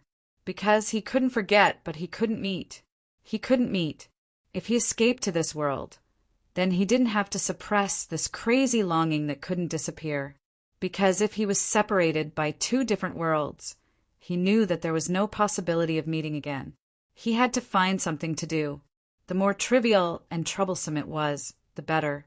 When he was so busy that he didn't think, Qian Xiu remembered his original plan to build a new weapon. It was just that the last time he bumped into another human being who came to this game in addition to himself. There was still a small part of the materials left to collect, so he came back in a hurry. Since then, he had been in a state of depression because he was afraid that he had killed a living person. It was also because of a kind of fear. Later, he accidentally met Xiao Bao. During this time, he had been with him, so he didn't continue to build weapons. On the way to the novice village's material collection place, Qian Xiu always felt that something was missing around him. He was missing a guy who kept chattering, but he always didn't hate him. But there weren't many materials left to build weapons last time. It had only taken him a little more than an hour to successfully collect all of them. Qian Xiu was suddenly tired of this kind of day of killing monsters every day. Although this kind of high-intensity killing life always made people in a state of excitement, once it stopped, an unprecedented tiredness could quickly make people extremely tired. At this moment, he didn't want to do anything. He just wanted to lie down. It would be better if he could fall asleep. But it was obviously impossible in such a place in the wild. He had already died once. If he died twice, it meant that Qian Xiu would also disappear from this world. He had asked himself why he was still alive. Perhaps ending it directly was the best choice. He also had such an action, but in the end, he couldn't overcome the fear when death came. It was as if he suddenly woke up from a nightmare. He was cold all over, gasping for breath, his heart was beating violently, and his whole body was trembling. In the end, he didn't have the courage to take the last step. "Mr. Knight over there, can you go away for a while? You may have stepped on the place where the golden earthworm I want to catch is hidden."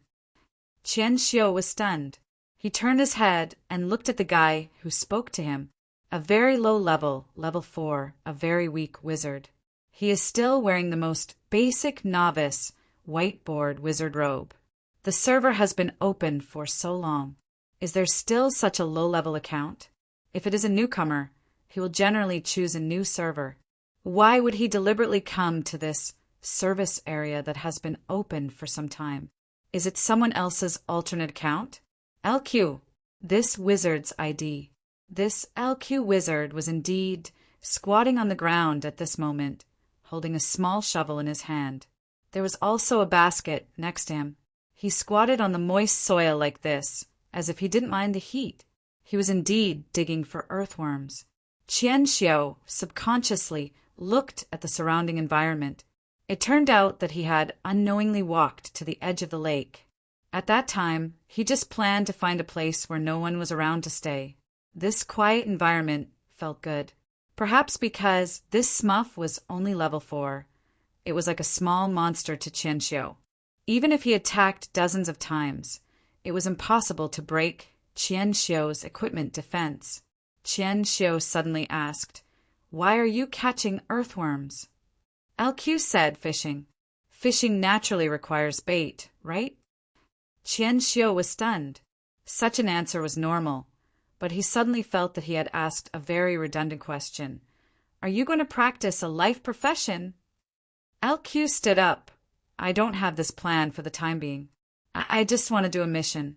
I heard that I need to use this golden earthworm. I don't play for long each time, so I haven't finished a mission. Moreover, I don't know how long I can play this game." Qian Xiu frowned. "Are you going to fish for the Golden Carp King?" "Yes, is there a problem?" Qian Xiu said helplessly. "What a lucky guy. Many people want to do this mission, but can't find it. Instead, you, a person who doesn't play much, encountered it." The official announcement of the Golden Carp King mission stated that there would only be one Golden Carp King randomly appearing in all service areas. The reward would also be limited, and it would not appear in the prize pool in the future. "Don't you think you're lucky?" LQ said, "So that's the case. No wonder it is so difficult. It seems that it is a waste for me to encounter it." Qian Xiu shook his head and said, "It is more than a waste. It is a reckless waste of God's gift." System. Player LQ proposed to you a temporary team and share the mission Golden Carp King. "Do you accept?" Qian Xiu said in surprise. "What are you doing?" LQ said, "I said that I may not play for long. Since such a mission is given to me, it is naturally a waste. You said that many players want to encounter it, including yourself, right? I simply enjoy the fun of doing this kind of mission to pass the time. The rewards are useless to me. How about this? You help me catch the earthworms and complete it together. The reward is yours." Qian Xiu had an instinctive resistance to this kind of kindness. He did not believe that there would be such a free lunch. He shook his head and said, "No need. The mission is yours. The reward is naturally yours. I won't snatch it." LQ didn't insist. He just nodded and canceled this temporary invitation. Qian Xiu had a strange feeling about his quick acceptance of good advice. Qian Xiu felt that this guy was very far away from him. It was even farther than the distance between the screen and this world. LQ walked toward Qian Xiu at this time. Except for Xiao Bao, Qian Xiu would subconsciously refuse other guys' initiative to approach him. He quickly took 2 steps back and always kept a certain distance from the other party. But this fishing mage Smuff did not say anything. He just squatted down where Qian Xiu originally stood and continued to dig the soil on the ground with a shovel. He seemed to be very happy. And there is one here as well. An earthworm exuding a faint golden light drilled out of the dug soil and was sent into the basket. LQ shook the basket with both hands at this time, then walked directly toward the small wooden bridge that extended out from the lake.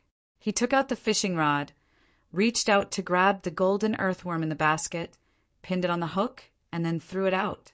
He sat quietly at the end of the small bridge. Qian Xiu found something wrong at this time. Many of this mage Smuff's movements looked very natural, as if there were no extra restrictions. Even though he did not have much expression, at least there were some subtle body movements.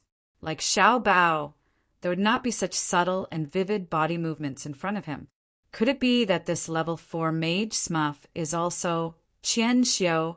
Subconsciously pressed his hand on the hilt of his sword and clenched it hard, but he soon relaxed again.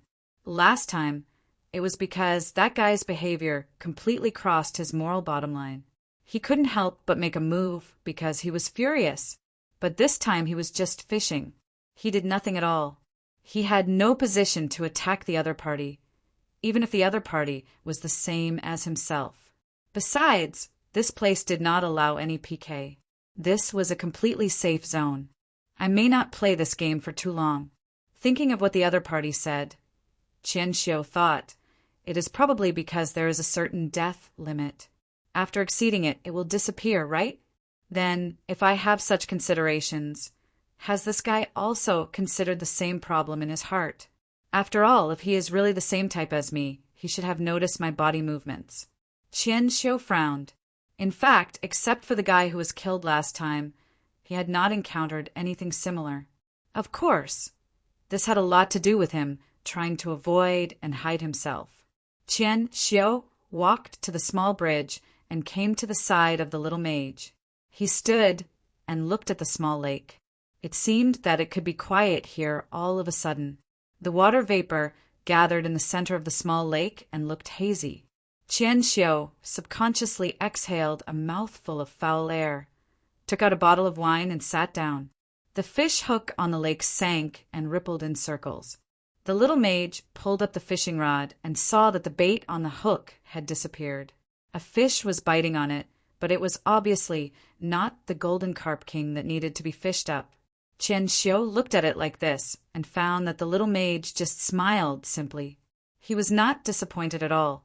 He put the bait again and then threw it again. Qian Xiu said coldly, Jiang Taigong is fishing. Those who are willing to take the bait. I came here. Am I the one who took the bait? LQ turned around. I am not fishing for people. I am fishing for fish. Qian Xiu shook his head and said, you can't catch anything like this. If it is not willing, it will not take the bait. LQ said, didn't you say that the carp king likes to eat this kind of earthworm? Since it likes it, it will naturally take the bait. Qian Xiu still shook his head and said, but it is also quite smart. If it knows that there is danger, its caution is enough to suppress the urge to eat. Besides, it has so many choices at the bottom of the lake. There is no need to put itself in danger for the sake of temptation. LQ smiled and continued to look at the motionless lake. I have to try. After all, this is the latest information I have found so far. Qian Xiu took a sip, lay down, and looked at the sky. No one will be a moth to the flame. LQ said, then where did this idiom come from? Qian Xiu turned around, rested his head on his arm, closed his eyes, and said calmly, who knows? Or in fact, no one has really tried it, so I thought of it myself. LQ said, but I still want to try. Otherwise, the effort of catching earthworms will be in vain. Qian Xiu said calmly, up to you.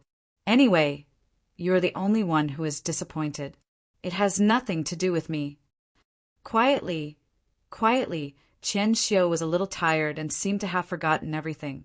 Mage LQ used up the last bait, but he still did not catch the golden carp king.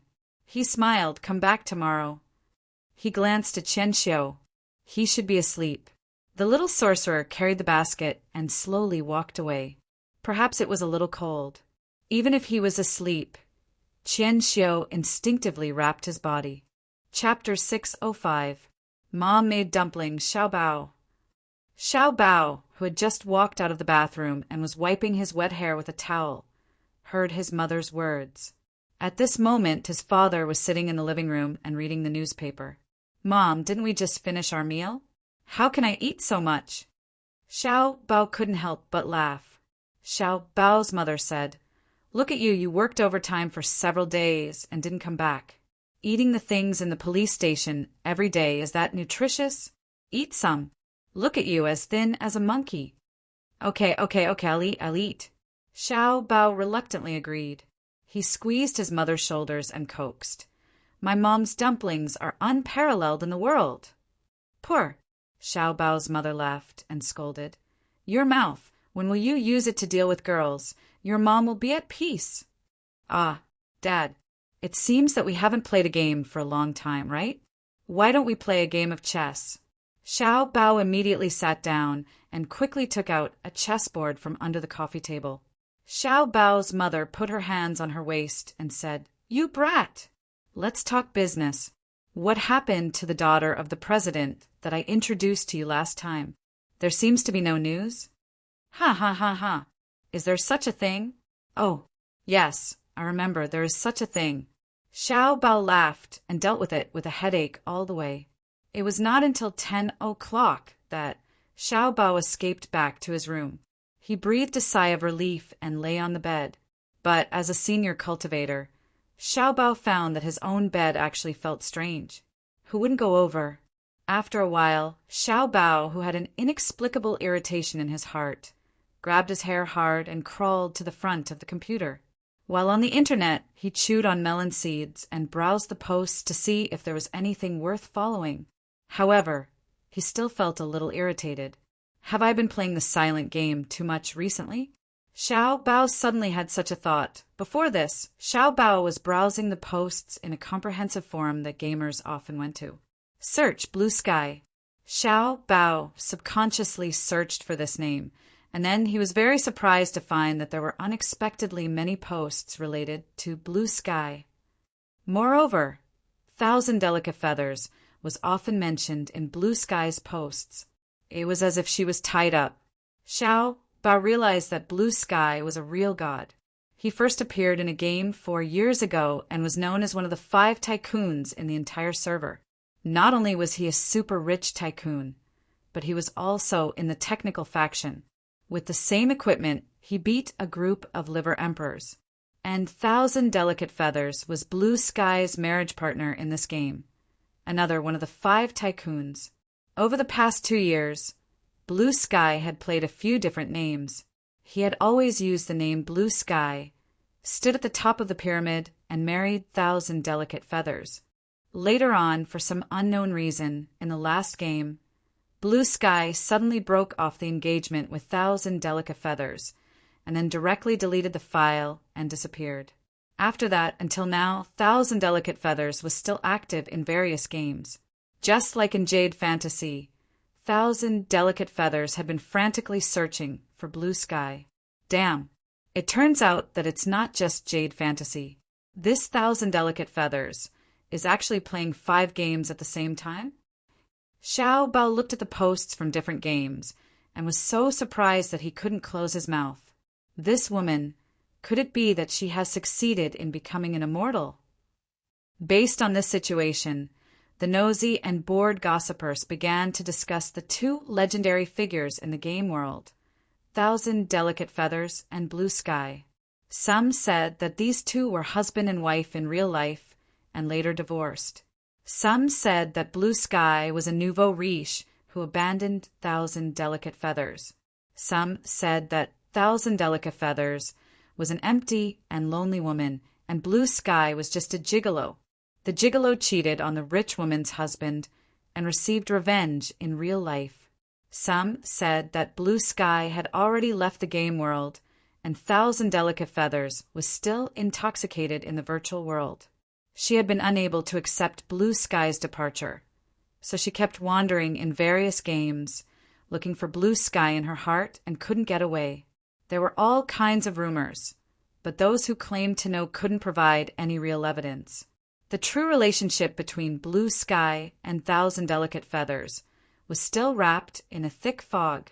In the forum, Xiao Bao also saw a lot of game videos uploaded by players, including Blue Sky's battle videos in other games. Xiao Bao curiously clicked on it and watched it. He found that this Blue Sky was indeed a nightmare for non-Krypton players. His skills were really awesome, and he especially liked to get high combos in games with combo system. Looking at Blue Sky's record-breaking combo in one of the games, Xiao Bao couldn't help but think of the inhuman scene of Qian Xiu at the entrance of Ice Valley during the day in Jade Fantasy. It was close to 4,000 combos. It felt as if two figures gradually overlapped in front of him. Xiao Bao frowned and subconsciously logged into Jade Fantasy. He opened the friends list and found that Qian Xiu's avatar was still lit up, so he casually sent a greeting emoji. To Xiao Bao's surprise, Qian Xiu set to refuse to receive instant messages and did not show his location to anyone. As for Thousand Delicate Feathers, she was not online. Xiao Bao suddenly felt that this game seemed to be a lot more deserted. Looking at Zhongguan City, which had few people because it was night, he suddenly felt at a loss. And Xiao Bao sat in front of the computer blankly for more than half an hour, then sent an email to Qian Xiu. After that, he went offline directly, climbed into bed, and fell asleep. But soon after, Xiao Bao got up irritably again, opened the game, and went online again. Then he sent an email to Thousand Delicate Feathers, and then went offline again. He lay back on the bed, hugged the pillow, and gradually fell asleep. A trace of coolness made Qian Xiu shudder. When he opened his eyes, he even found that his eyelashes were a little wet. The surroundings were white, covering all his vision. He sat up, reached out, and rubbed his forehead. He glanced at the time and realized that he had actually spent a whole night in such a place. His head was still very dizzy and even a little painful. It was probably because of the hangover. But he actually spent such a long time on this lakeside bridge in the wild. It still made Qian Xiu sigh secretly. How much did he drink? Anyway, the stock of wine in the item prop backpack had been reduced to less than half. When did you leave? Qian Xiu looked around. His head was too heavy. He just remembered that he met a fishing smuff here yesterday. It seemed that he fell asleep after talking about some boring and strange topics. The system prompted that there was an unread email from Xiao Bao. It simply asked him where he was. Qian Xiu glanced at it and deleted it directly. Then he opened the friends list and looked at the only friend profile picture. He swiped the operation interface with his finger and approached the delete item. But this time, Qian Xiu stopped when he was about to delete the guys who broke into his life without hesitation like in the past. He suddenly waved his fingers and made all the interfaces disappear. A bottle of wine appeared in his palm again. He unscrewed the lid, ignored the objection of his stomach, and drank by himself. You are still here? There was a sound of footsteps on the small wooden bridge. In the white mist of the lakeside, a figure gradually became clear in Qian Xiu's sight in the fog. He held a fishing rod in one hand and a basket in the other. It was the little fishing mage he met yesterday, LQ. Do you come here every day? Qian Xiu nodded and threw the empty wine bottle on the lake. Then he heard some crashing sounds. It turned out that there were already many wine bottles floating on the lake. They were motionless on the calm water. It was because of the splash caused by the toss this time that they collided again. Did I really drink so much? The little fishing mage sat down in the same position as yesterday and began to hit the bait on the hook. It was still the golden earthworm. It seems that this little fishing mage has dug a new batch of bait before coming here. And it's okay. I will come here to fish when I think of it. LQ smiled slightly and held the fishing rod with both hands. Anyway, this mission has no time limit. If you keep fishing, you should be able to catch it. Qian Xiu shook his head, leaned against the wooden stake of the small bridge, and said, Someone encountered this mission during the test, but it was not completed until the end of the test. At that time, in the internal communication group, almost everyone participated in the discussion of this mission.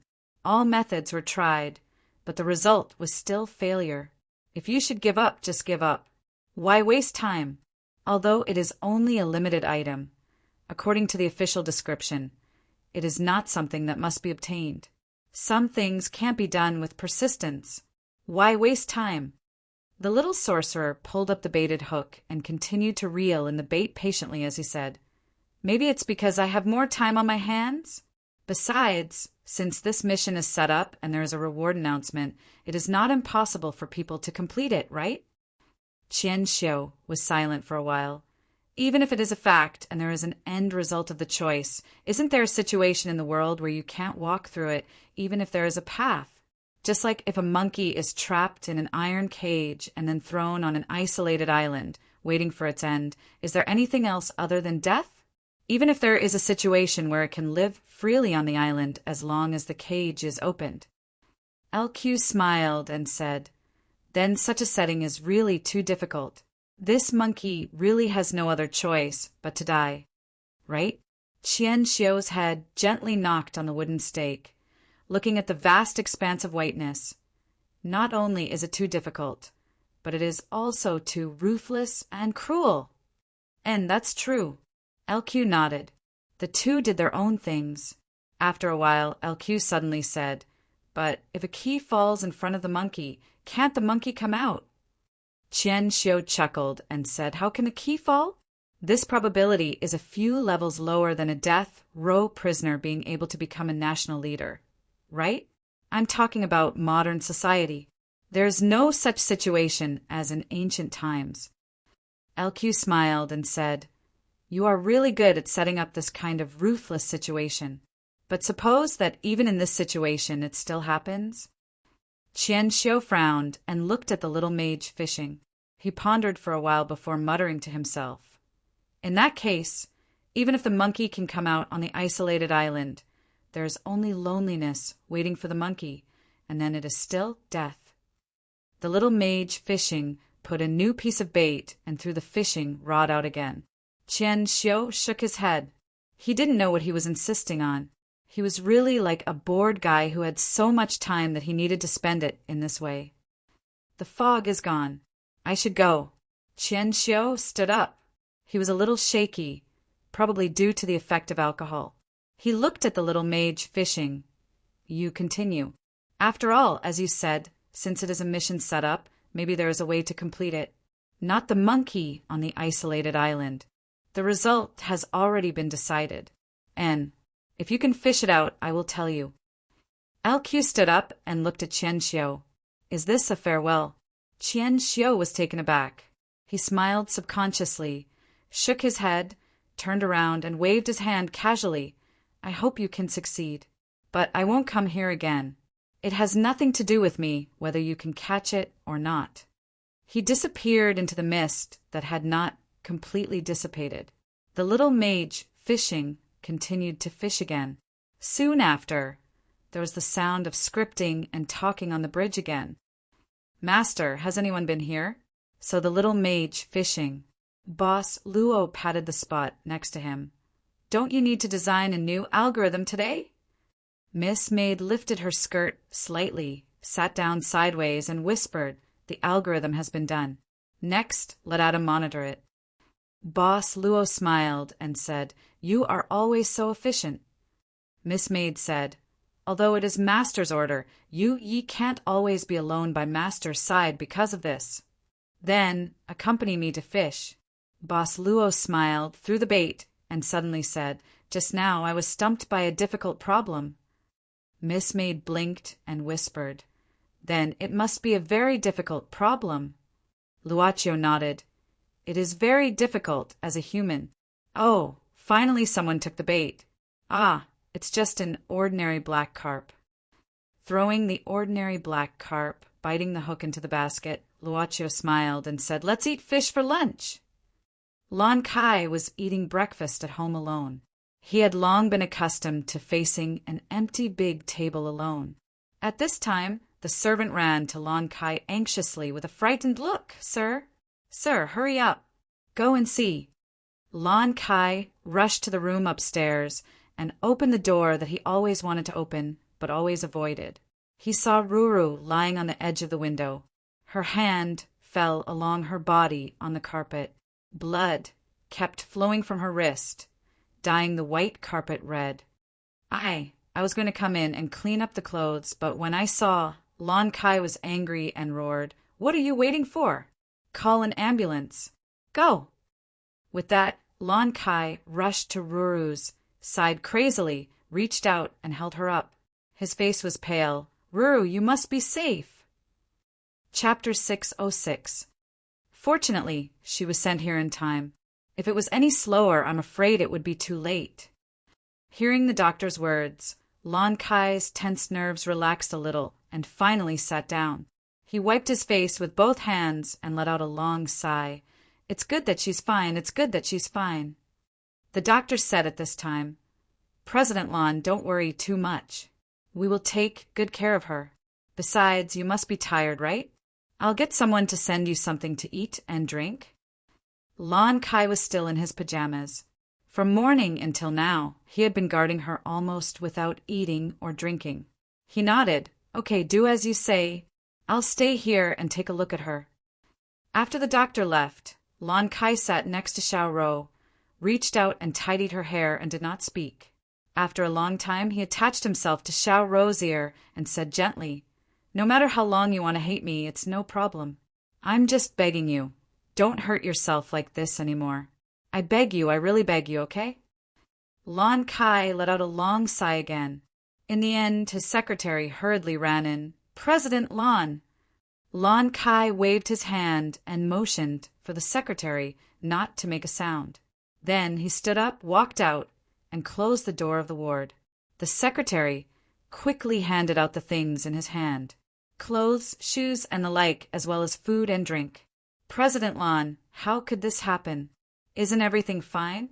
Why? Stop talking. Lon Kai glanced at the secretary indifferently.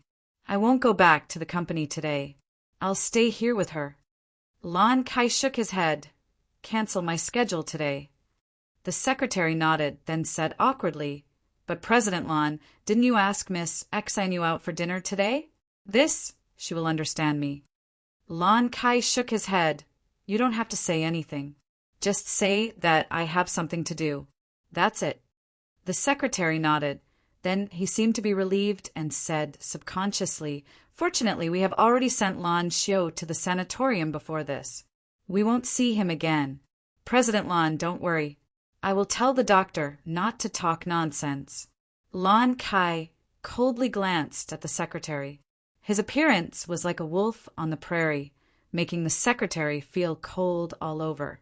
Lon Kai said coldly, Don't mention this name again in the future. I was wrong. President Lon.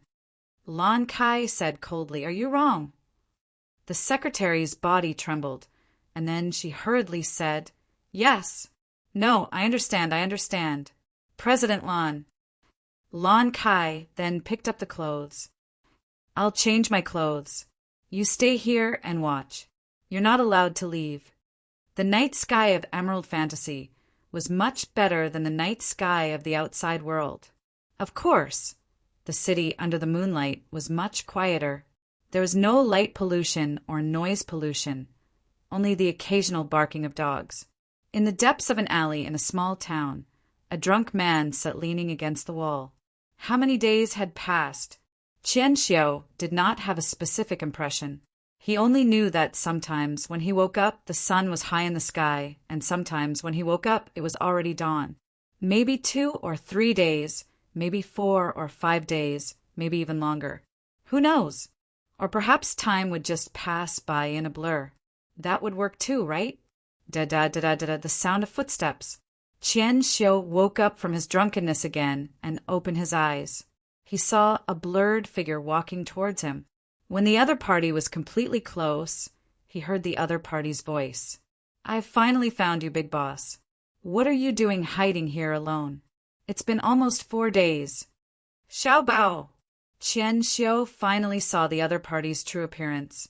How did you find this place? Xiao Bao, who is known as the Milk God, quickly typed. Boss, do you think I'm stupid? The prop wine that you use every day to act cool is not obtained from killing monsters at all. It is clearly sold in this bar in this town. I browse the forum every day, so I will definitely find it, okay? Really? Qian Xiu stood up shakily, smiled, and said, So you followed the clues, found this place, and then squatted on me? Xiao Bao said, Actually, I didn't wait for much. I just took time to come and take a look sometimes. Anyway, teleportation is fast, but it's a little expensive, hee. Why are you looking for me? Qian Xiu shook his head and said, I don't want to take you to do missions now. Your level is almost there. Just find a team. Don't count on me. Xiao Bao, boss, does it matter if I level up or not and do this mission?